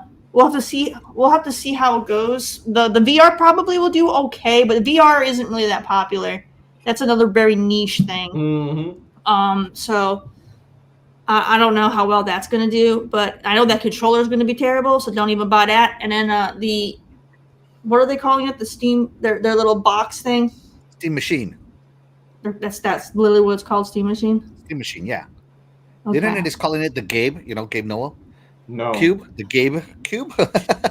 It's Machine. no, it's not. It's a newer console. We'll have to see how it goes with that, because that could do quite well. It just really depends. It's just it really depends. The fact that it's Linux. That's one of those things where it's like, okay, so you're probably going to have a lot of problems. So, and if this is going to be capturing the living room audience, they don't like problems when it comes to their gaming. And so, they want to just plug and play. So it needs to be very user friendly and straightforward, plug and play. If there's a lot, if they have a lot of issues with updating and or it just issues in general with Linux and it being hacked, it's going to fall quick. You don't know Linux, do you? It's just going to crash and burn pretty quick. So it really depends on how they come about it. It could potentially be really good. It really could be. You think you need to tinker on a PC? Wait till you play on Linux. Sorry. Okay. Let me check in with the chat real quick. The Steam machine is perfect for someone like me because I want to get into PC gaming, but it's so expensive and I'm clueless about tech. So if this machine is priced right, I will definitely get it. What games are you going to play on it, Cougar Man? Let me know. Let me know because I can tell you right now, only about 90% of the Steam library can play on it. But that 10% that doesn't play on it are the big games. I'm just throwing it out there. Okay. Let's see. Steam does have the biggest gaming library out of anyone. Yeah, and saying 90% says nothing because like 99% of them are indies that nobody's heard of. Yeah. Just being honest here, right? Shout out to the indie devs, though. Let's see. The bottom half of the controller looks too busy and uncomfortable, right? Trash. Right? Throw it away. Right? Smart, it ugly to me. Yeah. Throw it away. Big B money. Who makes this? Yeah. Doggy dog dongle to the face. But will the Steam machine hold back next gen hardware? We'll talk about. I don't think it will personally, but yeah. Xbox 360 faceplate. Xbox does it. Steam does it. Yeah, exactly. Crazy Greek dude. Frame does look cool though. Yeah. I have a Quest 3, and I love my Quest 3, man. I love it. See, that's the thing. The Quest is very popular. I think. Yeah. When it comes to the VR stuff, Quest is number one. Quest is number one, and you can use that with PC. So people aren't going to buy. I feel like are less likely to buy the Valve version. And by the way, Quest works on VR on Steam OS as well. So just throwing it out there. Let's see. I don't understand who this Steam machine is for. If the console players can't access the gaming library, we won't buy it. The PC guys won't because they're always bragging about high-end PCs. Just like 10% of the console fans are the loudest on social media. Same thing goes for the PC guys. Only the rich ones brag about it. Normal PC people are still running older cards, older PCs, older rigs. Yeah. So for only the 10% can brag about their high-end PCs. Yeah, but most everybody else cannot. Yeah, like my PC is like, I don't know, almost 10 years old now. I'm not alone. I'm in no rush to upgrade it. It plays everything fine. I am probably the most PC gamer here out of the group. Mm-hmm. And mine is a 3060, and I'm running just fine. So I'm not the only one after I put my other one to sleep. Yeah. Let's see. Shout out to Blood Moon Pounce. I already shouted you up. But shout out to you again. Thank you so much for being here. He says PC gaming is the best. Can't really beat it. Man. It's the go-to. If you know how to tinker, it's the go-to. If it's more than $700, good luck, Steam. I don't think it will because Steam is so big, and they have so many games that they will. What do they call it? What do they call it in retail? This will be the loss leader, so that they can get the software sells. They will probably subsidize it, if you will. They played Cyberpunk on it 4K 60, so yeah, no, Cyberpunk has been super optimized now. Super optimized. It plays on the Switch, right? So yeah. Yeah, it plays on the Switch. Yeah. Shout out to Jago Kukin. Thank you so much for being here. You are the real MVP. Says zero interest in this Steam box other than maybe the VR aspect of it. Yeah, get yourself a Quest, man. It's more standalone and ready. More what you want, Jago. Trust me. Because I have linked my Quest to Steam VR, and once it works amazing. But it's getting to work, man. But get yourself a Quest VR. It's going to be more standalone. But this Quest, this Steam frame is also standalone, but I don't know how standalone it is. Let's see. Is this a streaming only device? You're talking about the Steam machine? No, all of these are standalone. Let's see. Jago says, "I'll just wait for the next Xbox." Let's see. When they said streaming only, are you talking like cloud? Yeah, I Is think that that's what- what he meant. Yeah.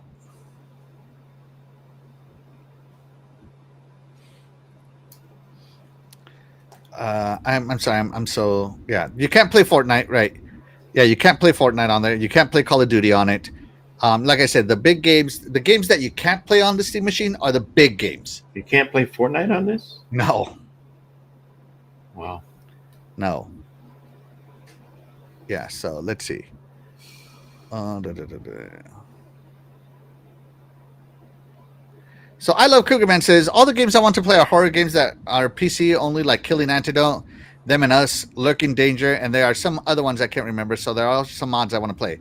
Horror and VR is intense, man. I'm just throwing it out there. Most horror games are indie, outside of like your big name ones. But majority of horror games are indie. So playing them on PC is where you got to go. So Yeah, and Davies says suggest cloud. No, so you do get cloud saves as you do already on Steam, right? But it's not a streaming device as far as I am aware. Not that it couldn't. I just don't think Steam does streaming right now. Davies says no Fortnite. No Fortnite. Right. Should I'll let you go for a minute and I'll be right back. Okay, go ahead and tell us your Okay. thoughts on this. What do you think, Okay. Shadai? Okay, I think I sent you something that it reminds me of. Okay. It's a good thing for a company to release different sort of devices for different people that love if they want a console or handheld or a VR. I am not interested in this because if it's exactly like a PC, I don't want to go through a lot of updates because remember it's like a PC. And for that VR, it looks so low end of a VR compared to the MetaQuest because, like you said, Terry, MetaQuest is number one. This is gonna be very, very low. I'm not liking it. I don't like the design. There is I was looking at it on my phone that I'm like, what does it what does it remind me of? It remind me of the Samsung Gear VR. That's what it sounds. That's what it looks like. The Samsung Gear VR. I mean, it's cheap. I am not interested at all. Yes, it looks comfortable, but no, it's not even close to the MetaQuest. The controller, it reminds me of the Duke when it from the OG Xbox. That big old controller is gonna be very uncomfortable. Duke is better than that. I don't care if it's better or not, but that looks huge, and I got small hands, so I'm not gonna be playing like sideways like that big, and I'm going like this. No, I'm okay. I'm gonna pass on that one. So it is good. It covers everybody, Mm-hmm. but it's not my thing. Sorry, but it's not my thing. Right. So, okay, Fastback, let's just get your general thoughts real quick on it. I think when I first saw this announced, okay, it's cool. The Steam is they want to bring. I think what this is more for is those who have kind of adopted the Steam Deck, but now instead of docking it, because I've heard docking it, it's you're only going to get so much out of it, right? So now you can buy this cube, a little bit more powerful than the Steam Deck, and continue playing the games that you play on the Steam Deck. Now you can play it on this cube, just like a PC, a normal PC, if you're on Steam app. But I think it's geared more towards casuals, gamers that like Steam games. And there are definitely, they got the biggest library because it is PC. Mm-hmm. So I think this is geared towards that, people who don't have a lot of money to buy a high-end PC, or build one. Maybe they're not interested in PlayStation, Xbox, and Nintendo, and they just want to hook this up to the TV and play. So I think that's the whole point of this custom Steam OS. Maybe just plug and play. If the price point comes in right, I think it'll do well. I just think it's funny, all these people trying to compare it to Xbox. Yeah, I mean, they're doing the same messaging, play anywhere, right? So they have their different devices that they want you to continue playing games off of Steam, right? Mm-hmm.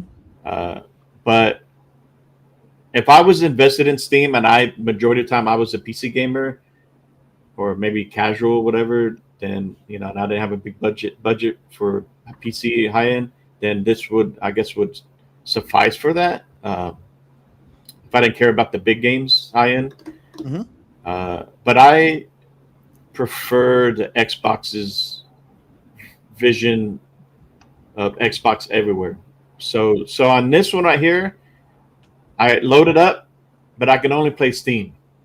Mm-hmm. Now you can mess with it, and It takes a lot of tinkering to get other games to work. You can add Xbox app maybe or whatever if you do add the Windows to it, but not everybody is capable of doing that, right? Not everybody wants to do that. Console players don't want to do that. You're right. Jago, do you want to tinker with this to get Fortnite to work? Just asking. Yeah, so I prefer Xbox's vision of play anywhere, where the ROG Ally is a perfect example. It's a hint to where Xbox is going. So on the ROG Ally, I have my Xbox library, the OS there like normal. I have a lot of games that are on there that I already have on my console. And I understand this is the PC version of Xbox, but still, there are a lot of games on there. If there are games that are not on the Xbox PC side of it, I can go to the Steam app easily, or Epic or whatever, and then download those games. I can play them native. I can play them cloud. But then when you're in the Xbox OS, everything's in your library. Boom. Mm-hmm. It doesn't matter what platform it's from. So I prefer that as a gamer who wants to enjoy games from multiple platforms, right? So, right. But this is cool. If the price is right, I think it's a good startup for casual PC gamers. That's the way I see it. Right. So this thing boasts it boasts 24 gigabytes of total RAM, with 8 of them being dedicated as VRAM. So it does have a separate GPU, which separate GPUs will always CPU and GPUs will always outperform dedicated what do they call it? APUs? Yeah. Right, which is what consoles have, is APUs, right?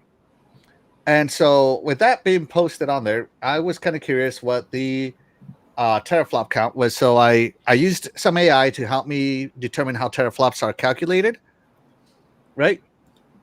And this is where the teraflop calculation comes out for Steam Machine versus other consoles, because people are comparing them to consoles. If you compare this to even my PC with a 3060, it's below it. So yeah, throwing it out there. So the teraflop count, this one sits between the Xbox Series S and the PlayStation 5 at 8.78 teraflops. So when they said they showed Cyberpunk running at 60 frames 4K, I believe it, because Cyberpunk on the Switch 2 is running phenomenal. Mm-hmm. That is a super optimized game at this point. Show me something that's really challenging that hasn't been optimized yet. Then I'll believe you. Right. Now, as far as performance is concerned, the one advantage over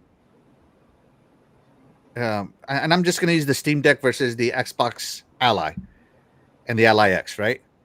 The Steam Deck performs about as good as the Ally. Sometimes better, sometimes worse. Yeah, heard that. Yep. But not better than the Ally X. But the Ally X is also $1,000. Yeah. Right. So you're paying for it. But the main thing I want to point out, though, is the reason for that is because the Xbox Allies are running full Windows. This is running, again, it's running Arch Linux with a Proton layer and then SteamOS. So it doesn't have all the, people have called it the Windows bloat. Right? It doesn't have all the bloatware like A lot of people are like, oh, my Xbox Ally came with Teams installed. What do I want Teams for on a gaming device? Yeah. And I kind of agree with that, right? I do agree with that. Though there are some things those are just Windows standard things at this point. And also, another thing is the Steam Machine featured zero AI talk. Just throwing it out there. And what is Xbox talking a lot up right now? AI, Copilot AI. PlayStation 5 is also using AI to do the strategy guides if you get stuck, right? So there's some AI in PlayStation 5 as well. Nintendo doesn't talk AI at all. And guess who else isn't? Steam Machine.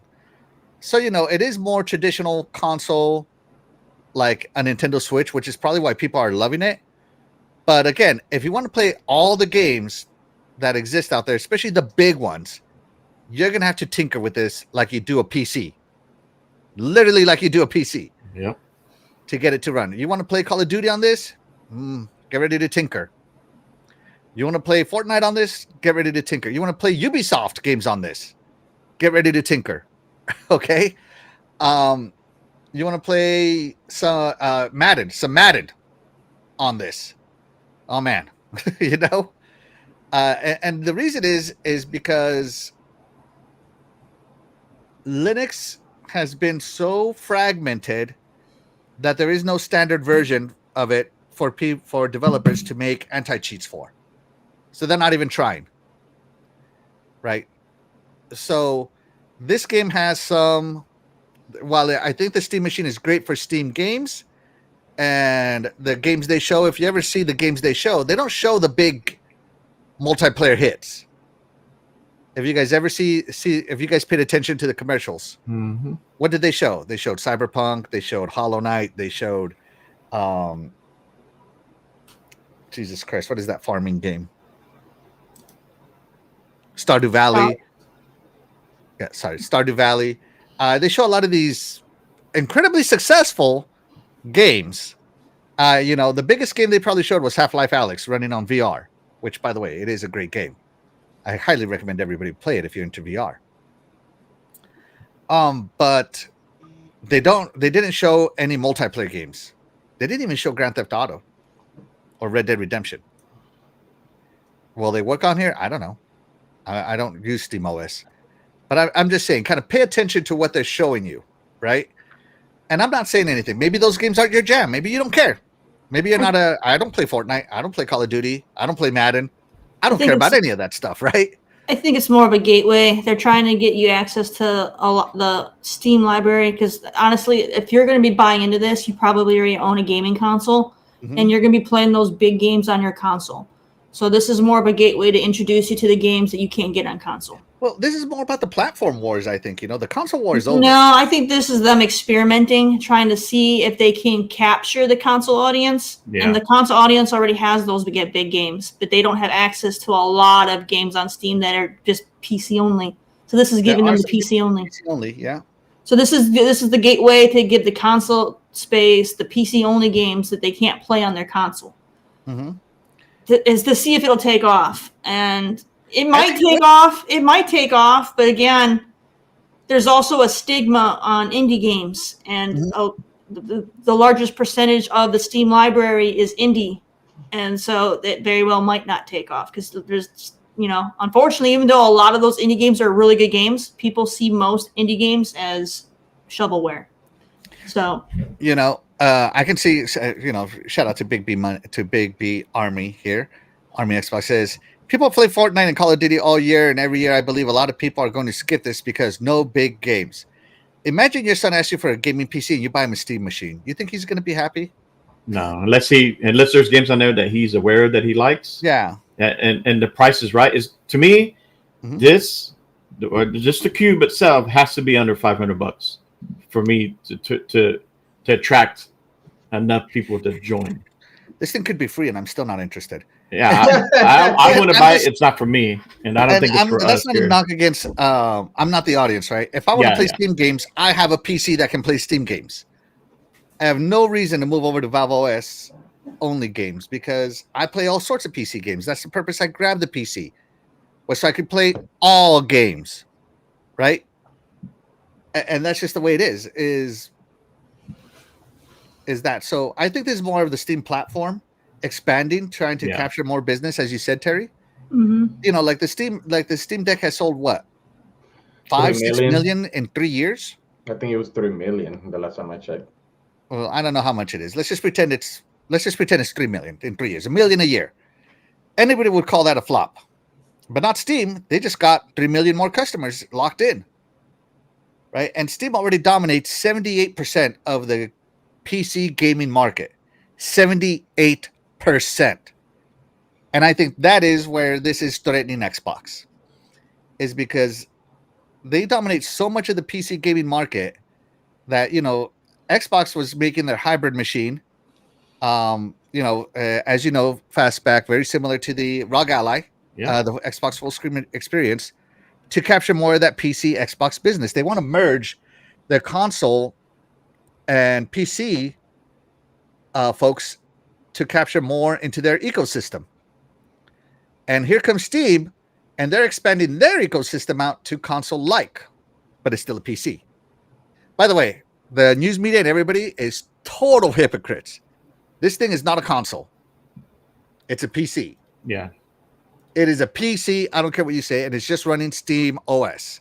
Just a It's running I the smaller. Steam don't. I OS don't layer know. on it. I don't know. I Okay. don't see it. I don't see it as a PC if I'm not doing PC things. If I'm just turning it on and it only does Steam and that's it, Oh, then no, it's no, no. then Check it's it out. not a Check it out. PC They to say me. it right here. And it's a PC. Yeah, but if Their you're words themselves. but they're saying it says you can install your own apps. So I mean, if Yeah. I'm actually doing PC stuff on it, Mhm. then I could say it's a PC. But if it only boots up Steam and that's it, then it's not a PC in my eyes.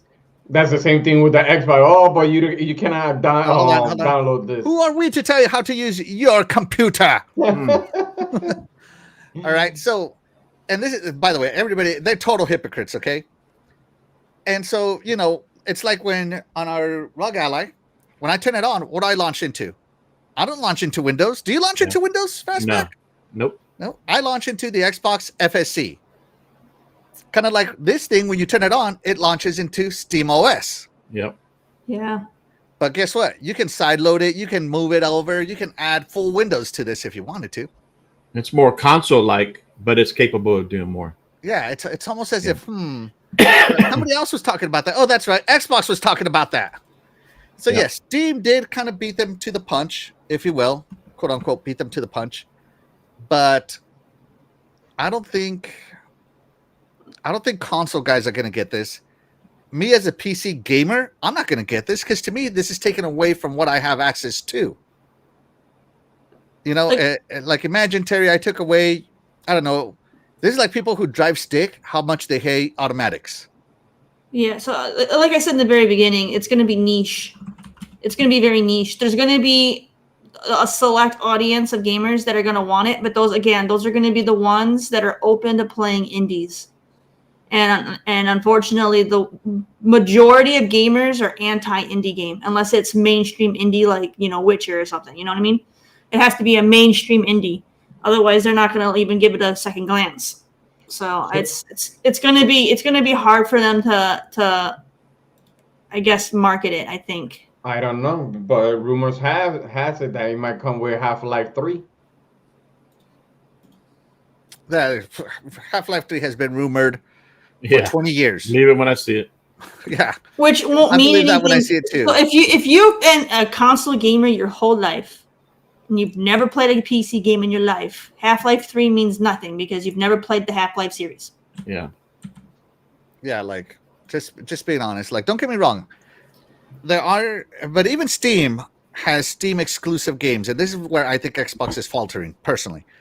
As you know, I've always been pro exclusives. I think they should have some exclusives. You? Yes. Include me. Yeah. Dota is only on Steam. You can only get it from the Steam marketplace, and it only runs on Steam OS. Counter-Strike. Counter-Strike, same thing, right? Their live service games, Half-Life Alyx, the VR title, is only available through Steam, right? So I mentioned three big.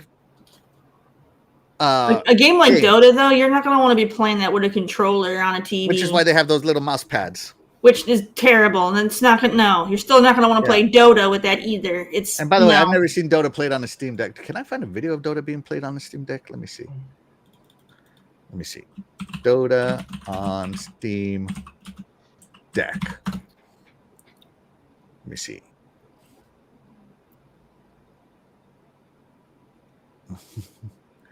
I just want to see a game preview. Let's see. This guy is running a bunch of crap.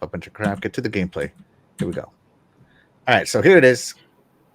So this is Bite Size Quest.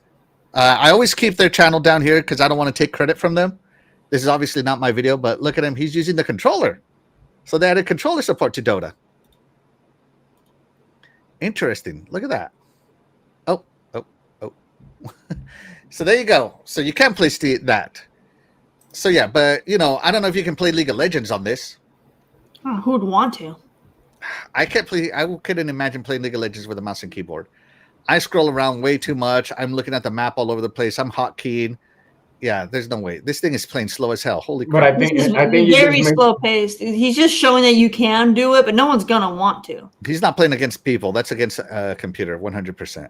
Yeah, but you just mentioned it. If it doesn't have mouse support or keyboard, they're not gonna play it. They're not gonna play this. Even if he says it in his title, the controls take a bit to get used to. Basically saying the game runs, but the controls suck. Yep. Because it was made specifically. Hey, so there we go. Now he's using the mouse pad. Do you see that? Yep, and then he quickly stopped playing because he's like, nah, I don't like it. Yeah. He barely touched the mouse pad. He's like, nah. Yeah. Then that time he went in and did it with the D-pad. See, he was like, nope. Yeah, he was navigating the menus. Yeah. Yeah, you're gonna do these with the D-pad because the touchpad sucks. Let's see. Never mind. Let's see. Steam's got a ton of games. Yeah. So this is really the weakness of handhelds and consoles, if you will. A game like Dota, right? A true game like RTS games. Xbox has World of Warcraft. Who wants to play World of Warcraft with a controller? I don't. See, the Steam machine, if that's what they're going to call it. I don't think they're going to call it that, but it's going to be. They called it the Steam machine. It's I feel on the like website right here. Look. I don't know. No, it's on top. Fine. If we're calling it the Steam machine, fine. But Steam machine. Yeah, pending patents. But if I could see myself getting one, just because I do like my indie games, and I hate sitting at the computer when I play my games. So I mean, I would get it, but again, I'm such a small part of their audience. You know what I mean? I don't think they're going to get enough sales. It's really going to have to hit home. So I'm looking at gaming industry market share, right? Yes. And this is as of 24. So Asia Pacific is 46%. Wait, where? What? Well, of the game. Okay. Sorry. Yeah, I'm talking about. Okay. So I'm just going through. I got you. I'm following now. Sorry. North America is 74%. Always has been the biggest market. Mobile gaming is the biggest. Does it say accounted for 49%? Right. So a lot of the young people are mobile gamers. Yeah. That's why handhelds do so well, and of course phones for people who are gaming. Console, which I'm surprised, is roughly 28%, and then PC is 23%. So not far behind. So Steam is trying to kind of do what Xbox is doing. They're trying to merge and get the attention of both markets, of the console and PC, and maybe even mobile, right? Because they have a handheld. So that's mobile. So they're doing all in one. Play Steam everywhere, where you want, where you like. They're doing the same thing. Xbox doing the same thing.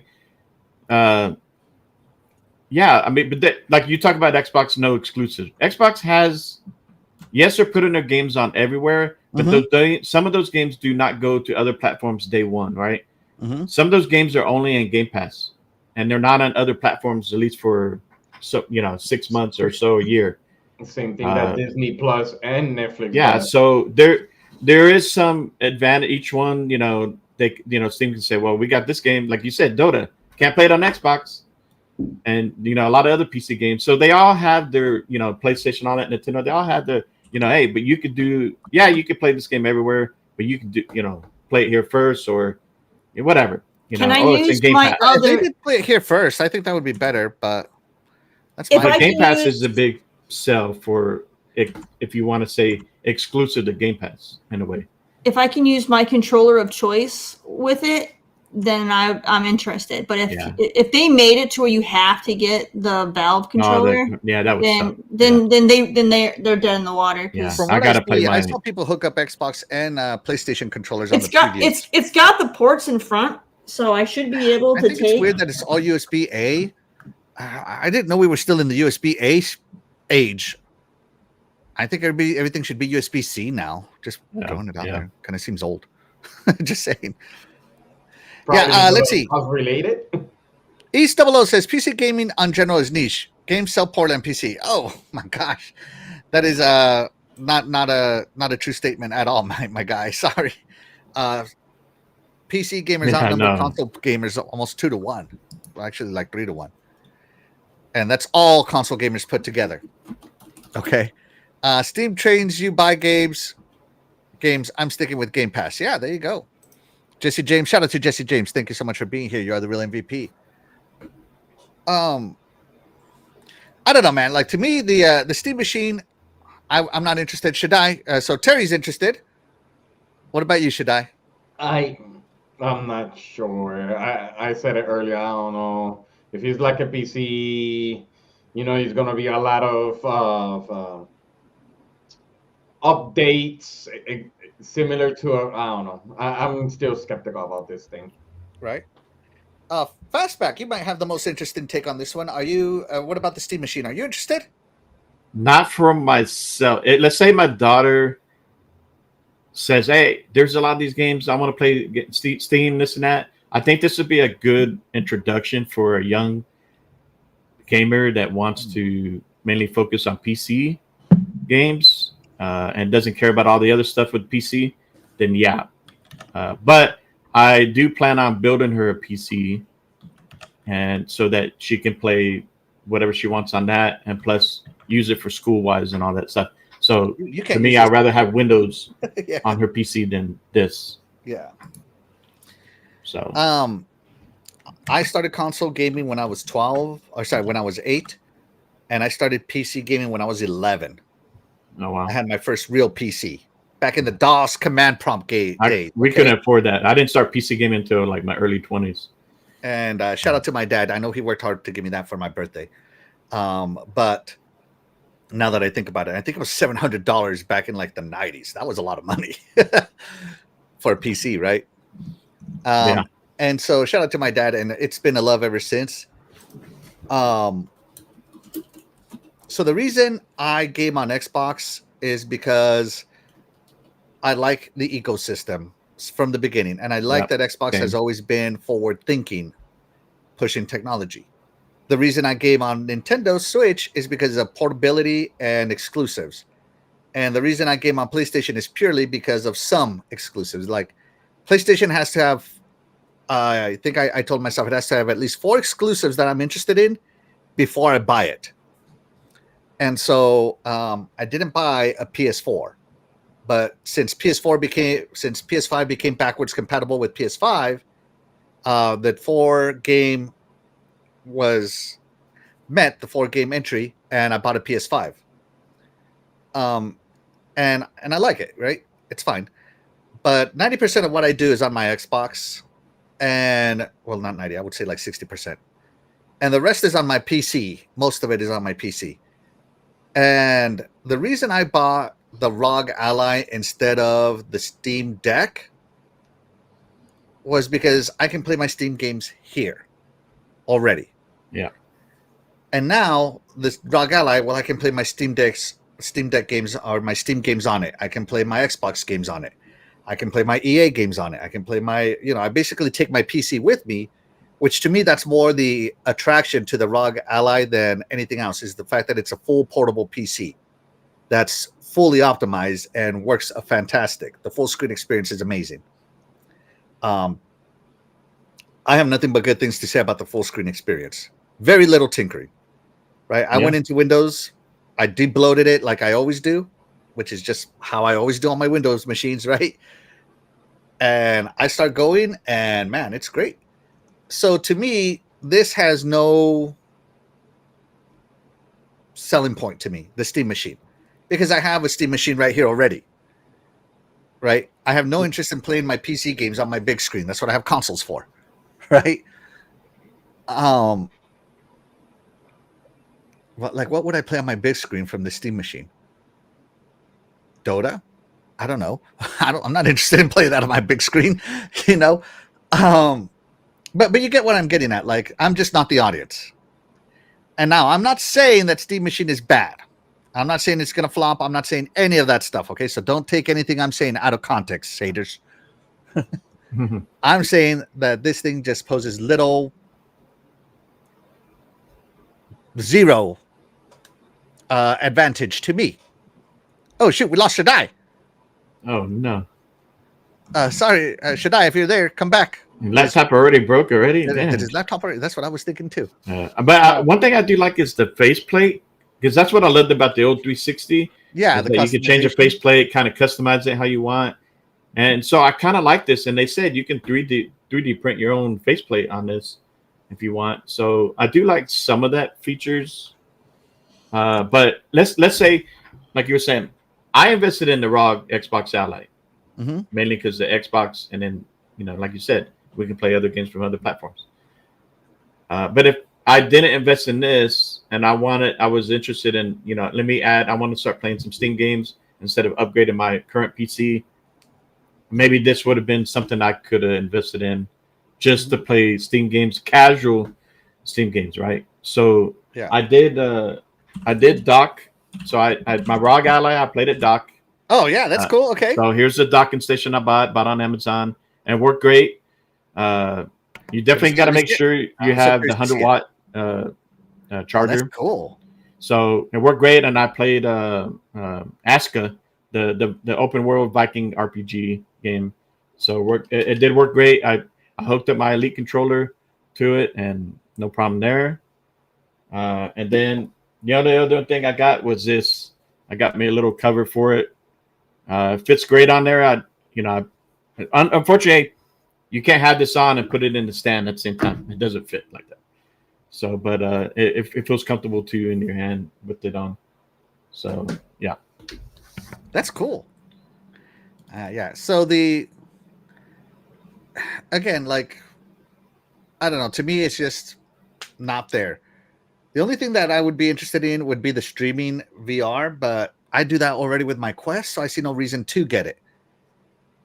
Plus, on Quest, guess what? I get their exclusive games too. Yeah. By the way, did anybody get a private chat from Shaddai to find out what happened to him? He said that the app crashed and he's trying to get back in. Oh, restart Shaddai, restart. That's what happened to me last week. Yeah. Restart. There we go. Sorry. Yeah, but let's see what the chat. By the way, we have a poll in the chat, right? So yeah, it's just not for me.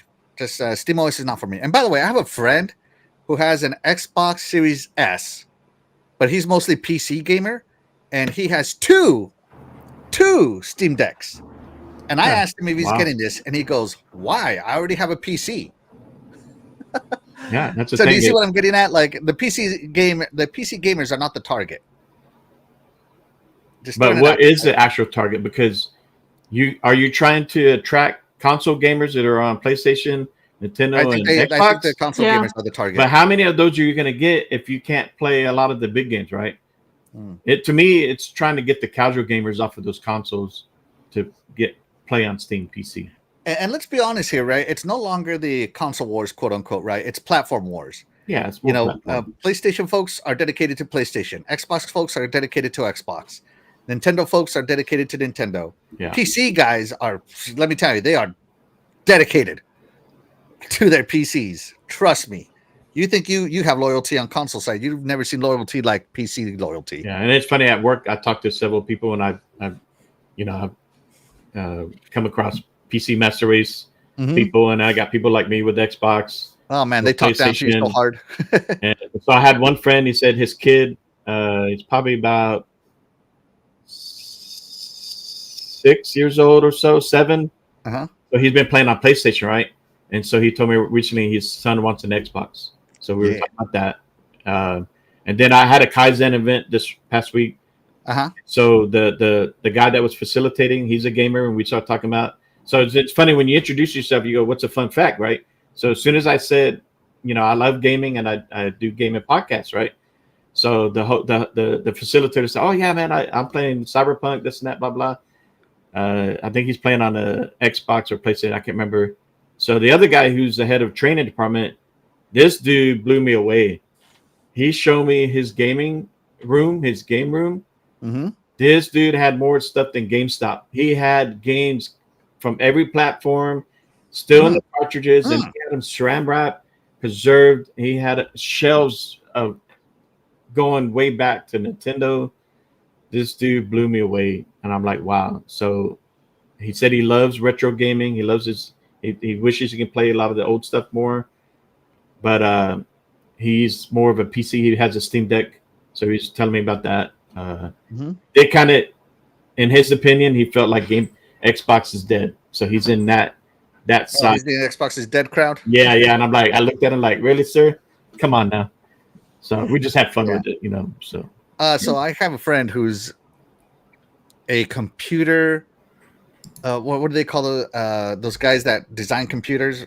Not design like, oh, I built my own rig. I mean, like design the architectures and stuff in them. Computer science majors, computer science, and some programmers, and these are friends.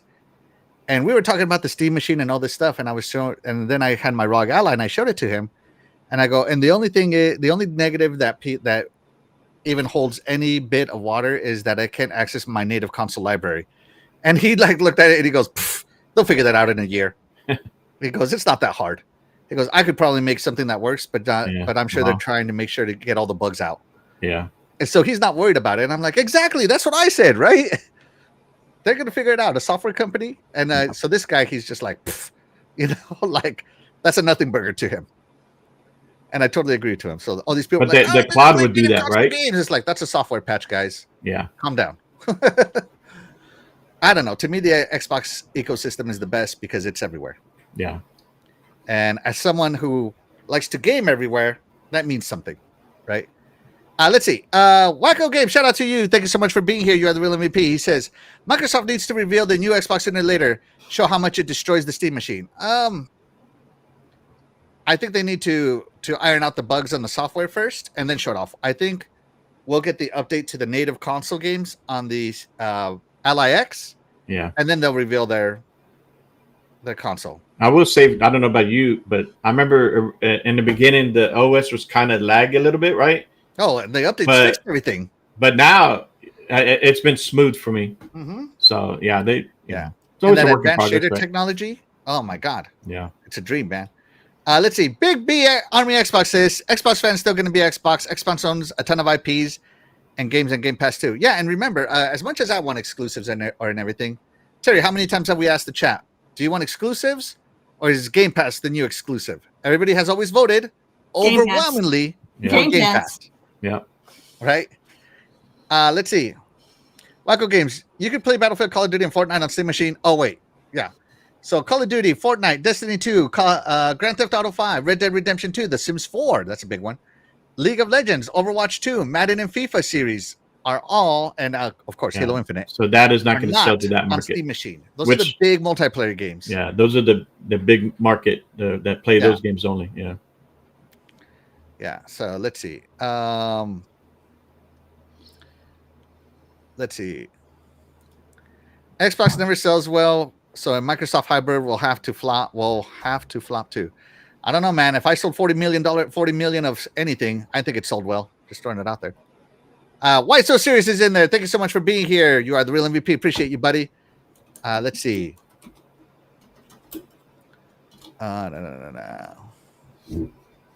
Crazy Greek dude says teens are the target. I think so. Yeah.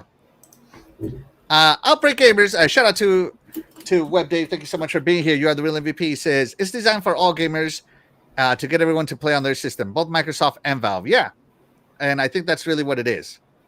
Yeah. Let's see. Just scrolling. I think I've caught up. Okay.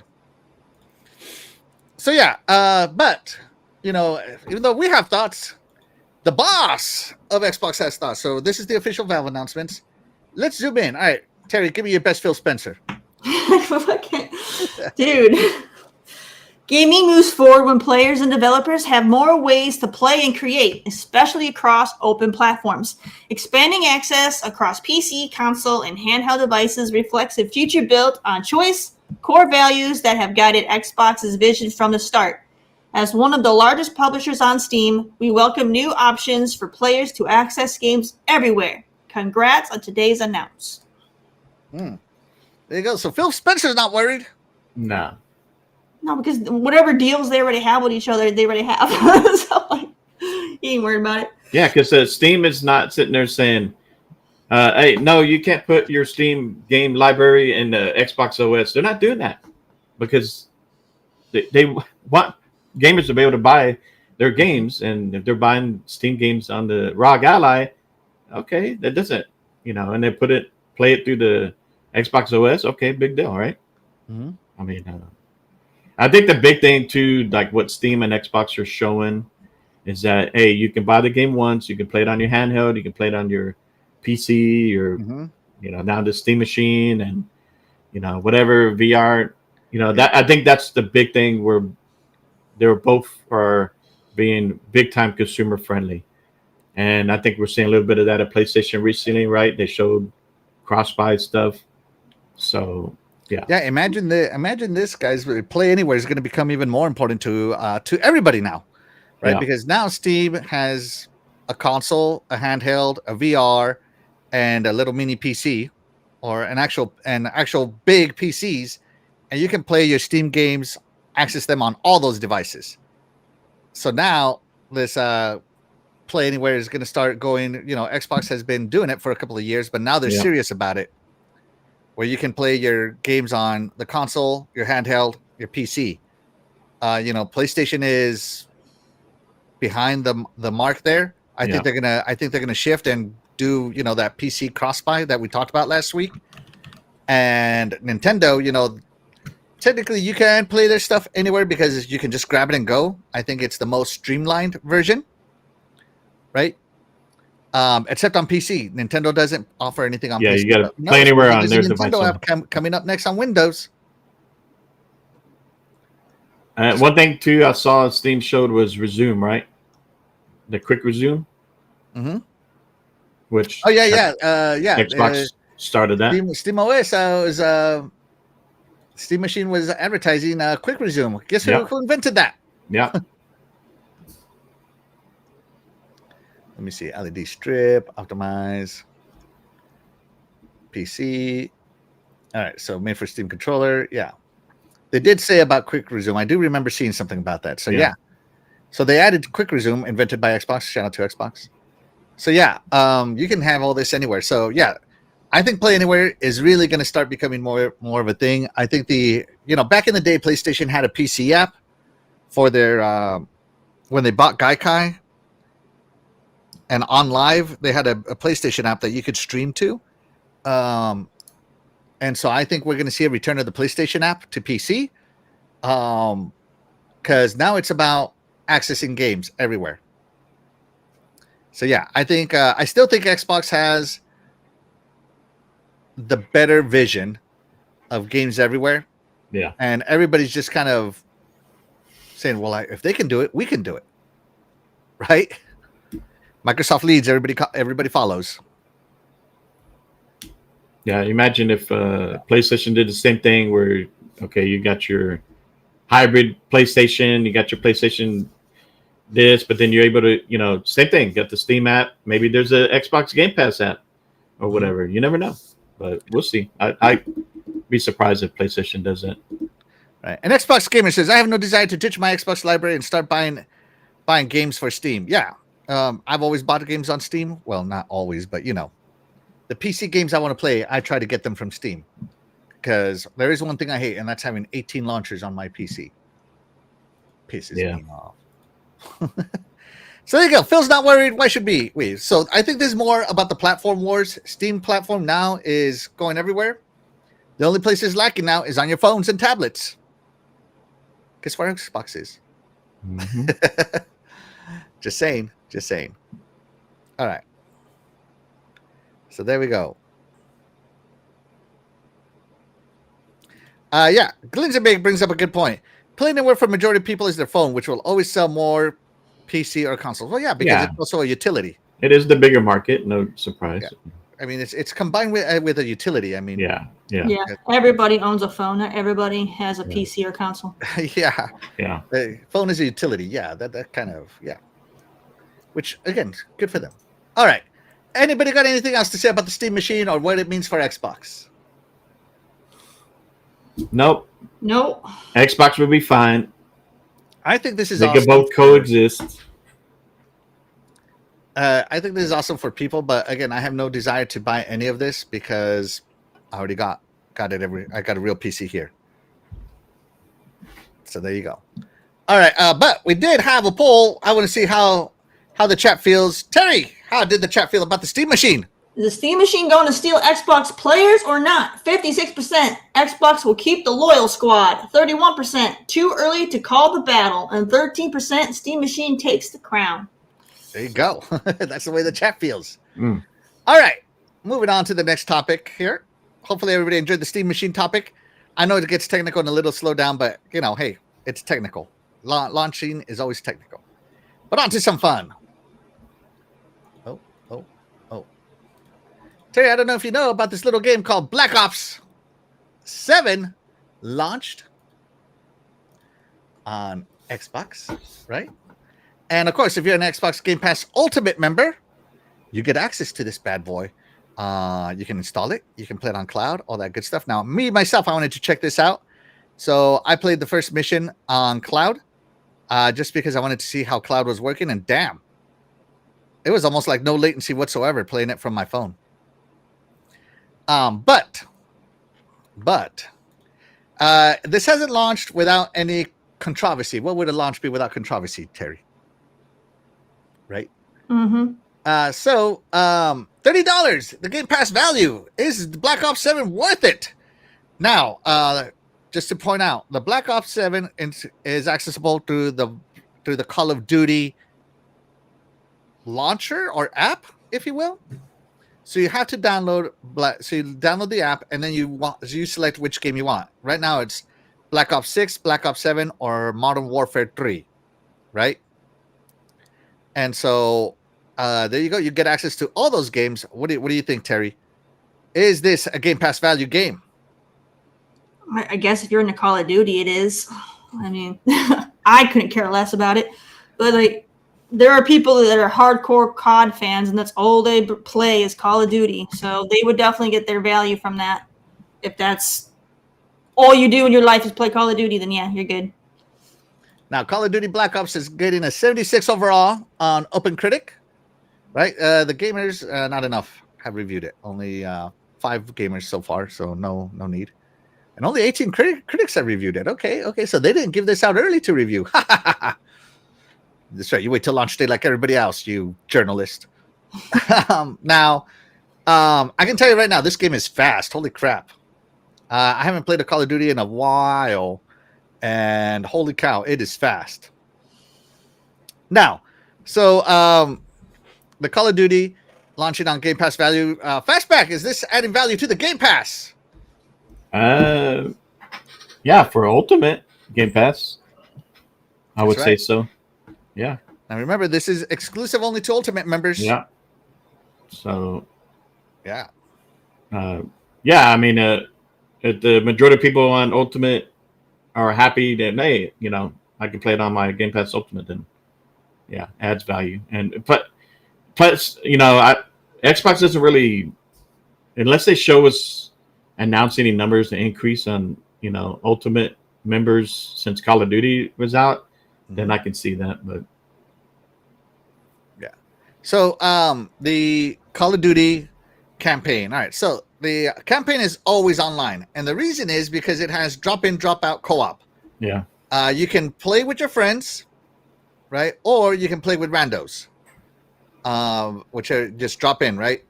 Randos can drop in and play this with you. So it has drop-in, drop-out co-op campaign, but it's always online, and a lot of people are kind of like, why is it always online? Everybody hates campaigns that are always online. Well, this is a co-op campaign. It was designed to be co-op, very much a la Halo Guardian style. All of you play a different character. And I can tell you the campaign was made for co-op because it's a little demanding single player. Just throwing it out there. It's a little demanding. There's a lot to do. Place this here, place this there. Place, you're going to be running around the whole map. So, yeah. But I would love to play this with my friends. I do love the co-op campaign. I don't personally care. I don't personally get troubled by always online because, well, I'm always online. Yeah. I don't understand who's playing offline these days. Like, don't give me that crap. Like, oh, what about so and so who's in a submarine? So and so in a submarine has other duties to worry about than playing Call of Duty. Oh, what about so and so in the mountains of Nepal? I don't know. Worry about not falling. I like you. To me, I don't know who's not online these days. That's all I'm saying. What do you think, Terry, about the always online campaign controversy? I feel like even those people, they're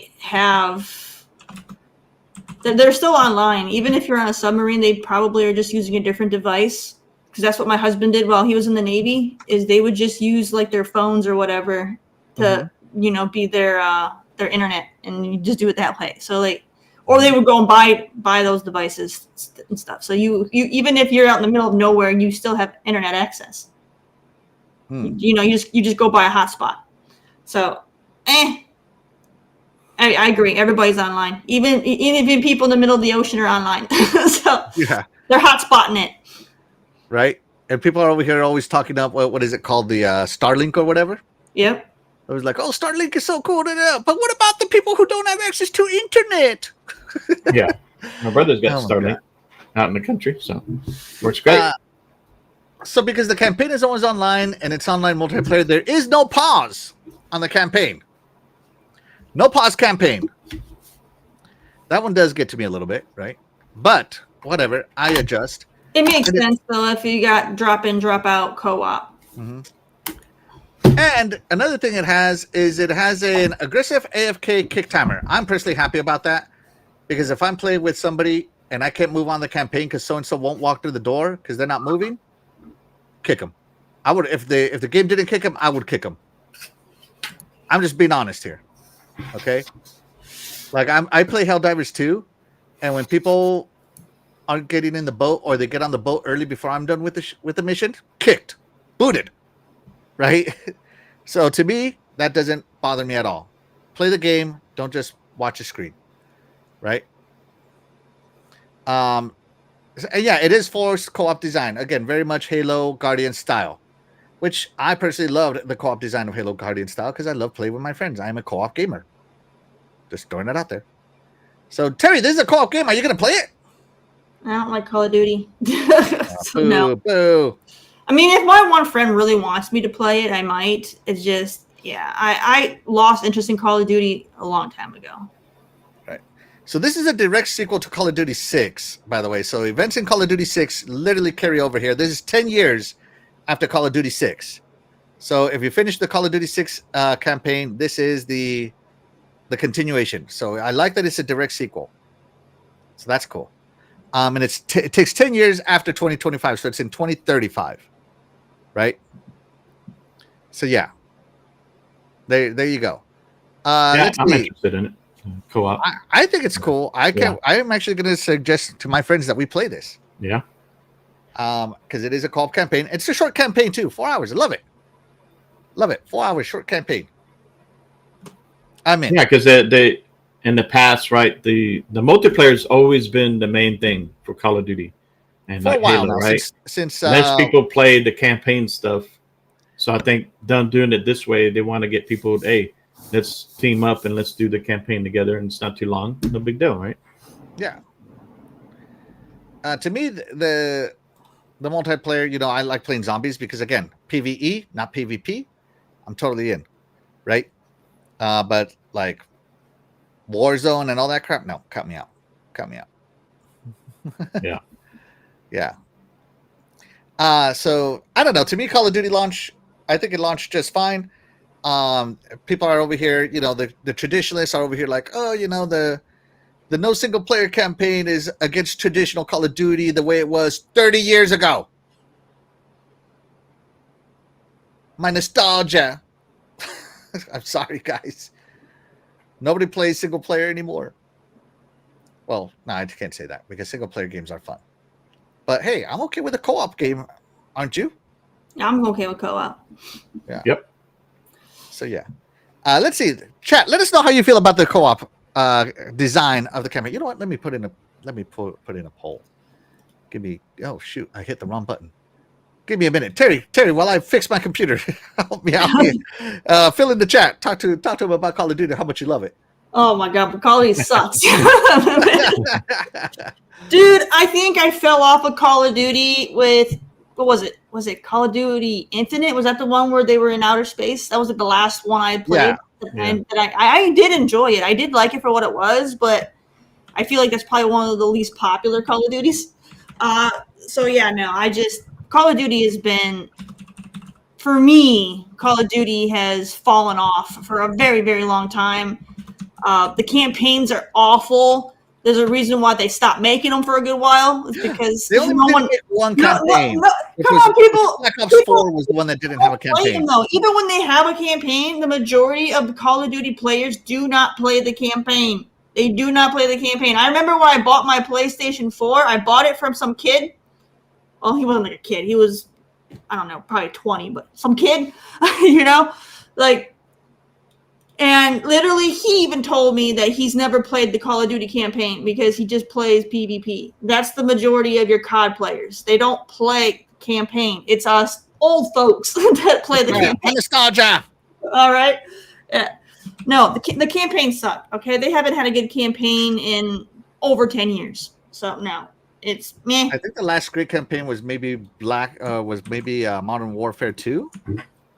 But I don't know. A lot of people have come back and said that one Infinite Warfare was actually pretty damn good. I liked Infinite. I did.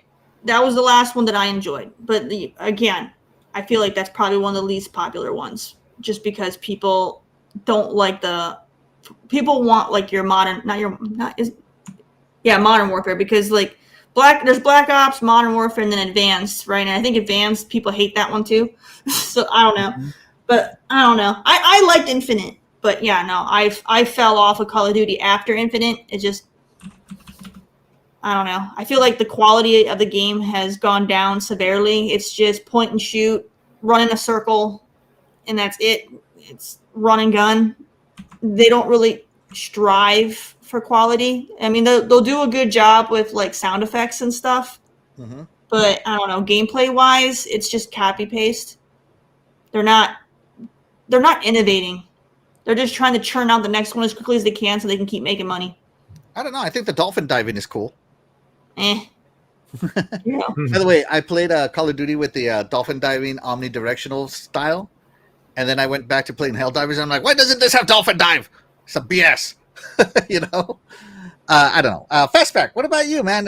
What are your thoughts in general on the Call of Duty Black Ops 7? Does the campaign design mess it up for you? Are you? Nah, okay I mean, I need to play it so I can judge it for myself, but I don't have a problem with it like this. I love playing co-op on campaign stuff like this, so I'm all for it. Most people play Call of Duty with their squad anyway, right? Yeah. So okay, you know, they did it for this one. If it turns out that, you know, in the end they see that the metrics didn't really pan out, then they probably won't do it for the next one. Who knows? So you got to change it up once in a while. Looks like Avatar. Where this comes from. This is gameplay from Shirako.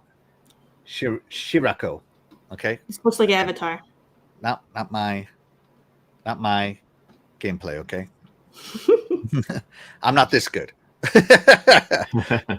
All right. How did they get that truck up there? Yeah. So this is more of a psychological warfare. Yeah, that's what it looked like Control. Yeah, it's kind of reminds me of Control. Let's see. All right, so all right. So he says that Call of Duty campaign is cringe. Let's see. Jacob Kukin says I haven't even installed Black Ops 7 yet. I'll get to the campaign eventually. There you go. Big B on me Xbox says Black Ops 7 is so amazing. 13 out of 10 to me. Yes. And he says, yes, Game Pass is the greatest deal in gaming history. I agree with you. I agree with you on that one. Jago Kukin says, people who only care about Call of Duty games or Warzone are super casual. They super are. Yep. But hey, the casuals have the money. Yep. That's who I would be targeting. Majority of the gamers out there are casual gamers. Heck yeah, I would target the casual gamers like hardcore. They hold the majority. Don't make enough money for me. I'm targeting the casuals. Yeah. Let's see. Let's see. I still in the lobby with. I'm sorry. I don't understand. Sorry. Let's see. P-lump. Okay. Let's see. Wacko Game says, I'm disappointed with the Call of Duty campaign. It has become a fantasy shooter. I hope it returns to its roots next year. I mean, I'm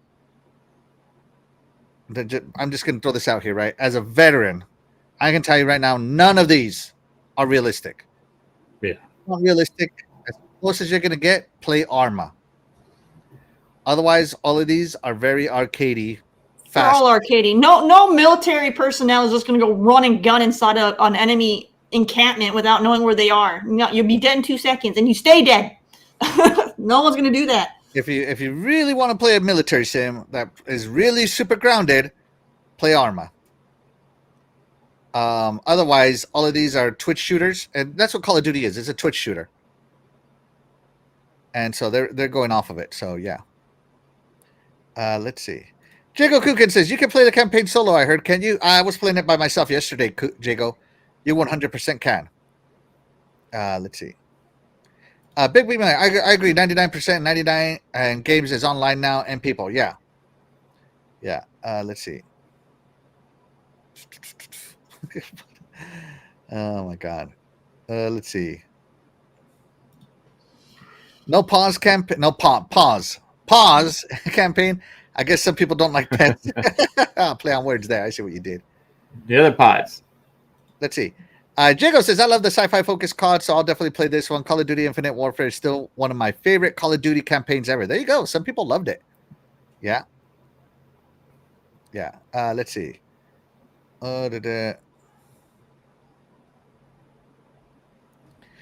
If you play solo and can't pause the game, Microsoft makes horrible decisions. It just gives me more reasons to tell my mom, I can't pause this. There's no pause button. Do you guys remember doing that when you were younger? No, because pause was still a thing then. I remember when I was playing online, she's like, pause the game. I'm like, I can't pause this, Mom. I remember doing that. Yep. Call of Duty is still number one every year. That's right. Wait till the end of the year. And at that, it comes out late in the year, and it still sells number one. It's crazy, right?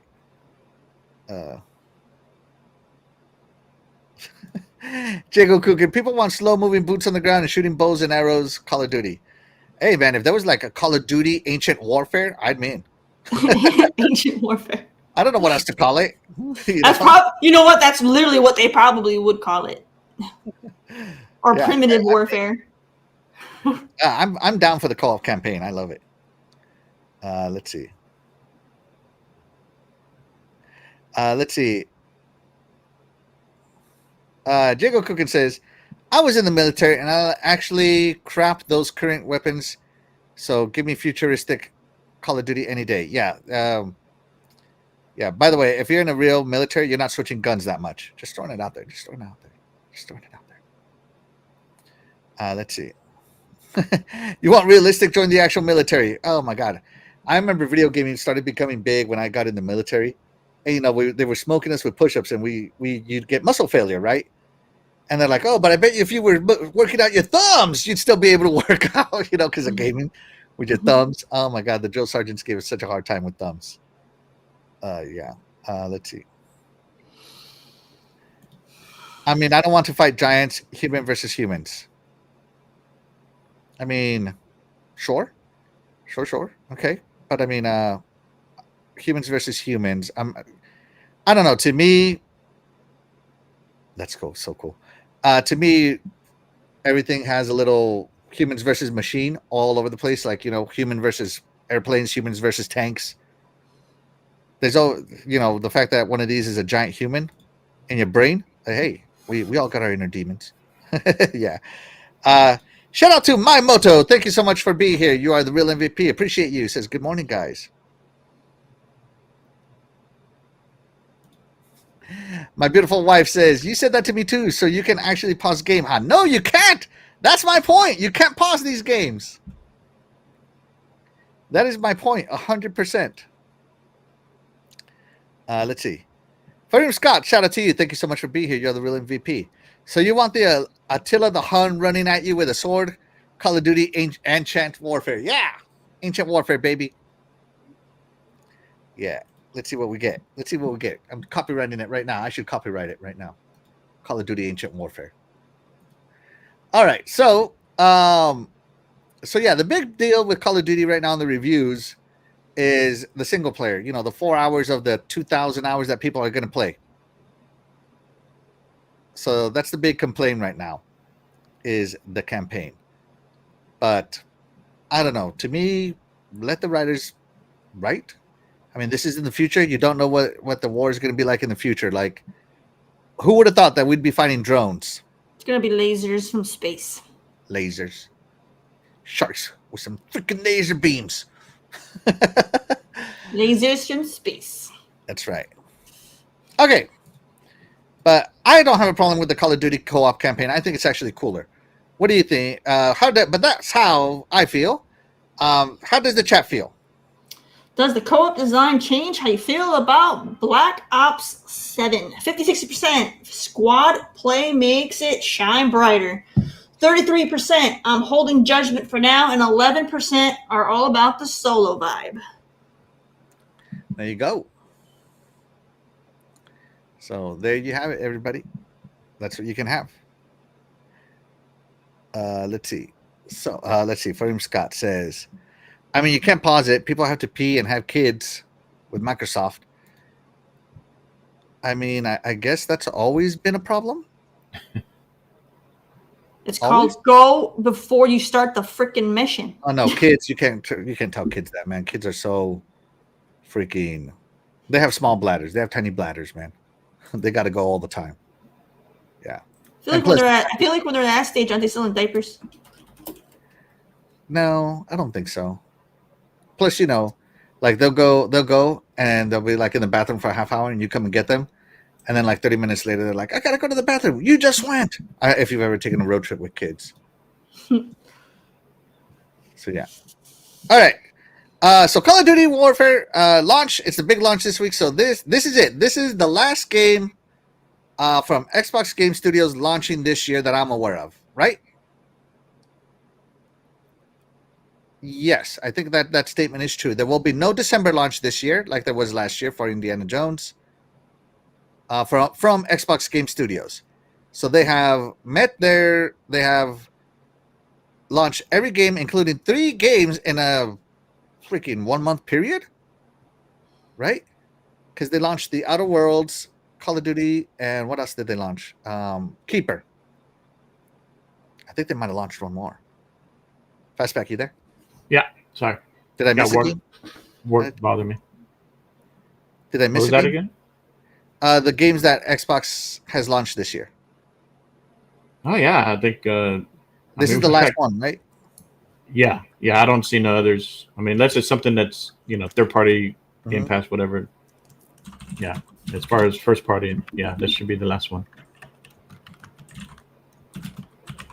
Yeah, and that's what? How many? About 5? They 6? launched 12 games this year or 10 games this year. I think so. So Black Ops 7, Avowed, that's the one. Avowed. Yeah. The Outer Worlds, Grounded 2, Keeper, South of Midnight. Yep. South of Midnight, Gears of War Reloaded, Ninja Gaiden 4 is technically published by Xbox. You had Indiana Jones. But Indiana Jones launched in December last year. Did it? Yeah. 1, 2, 3, 4, 5, 6, 7, 8 games launched from Xbox Game Studios this year. Damn. Yeah. Game Pass value. Yeah. Yeah.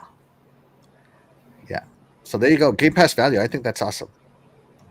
Yeah. Xbox have a great year. Yeah, they always do, man. Yeah, and that's the direction they wanted to go. You know, especially them investing in all these the publishers and buying studios. They want to be able to bring out content on a regular basis, and Obsidian has been the biggest one this year, right? Huh? No, or was that last year? I think that was last year. Doom Eternal launch date. Oh, Gears Reloaded, Tony Hawk. Yeah. Oh, sorry. Doom Dark Ages. Yeah, Doom.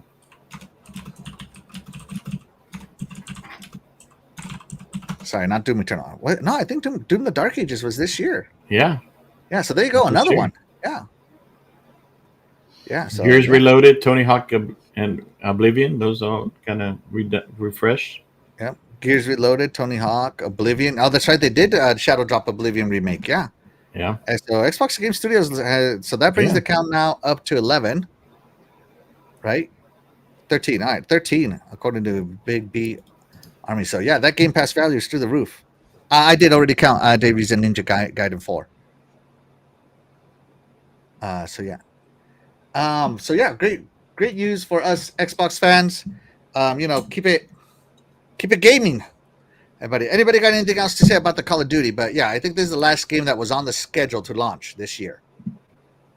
So we won't get another one. We won't know about the next launch until the developer direct sometime in mid-January.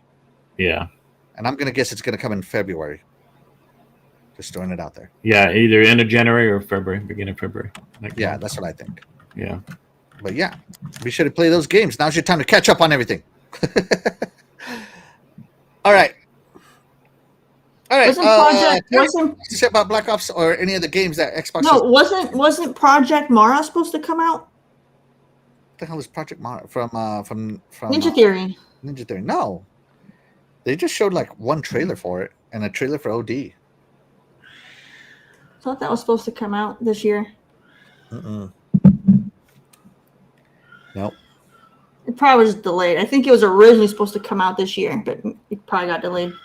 Yeah, and we have all the staples coming out next year. You know, we have Halo game, a Gears game, a Forza game, probably the 3 tent poles, and maybe the 4th tent pole, which is the Fable game.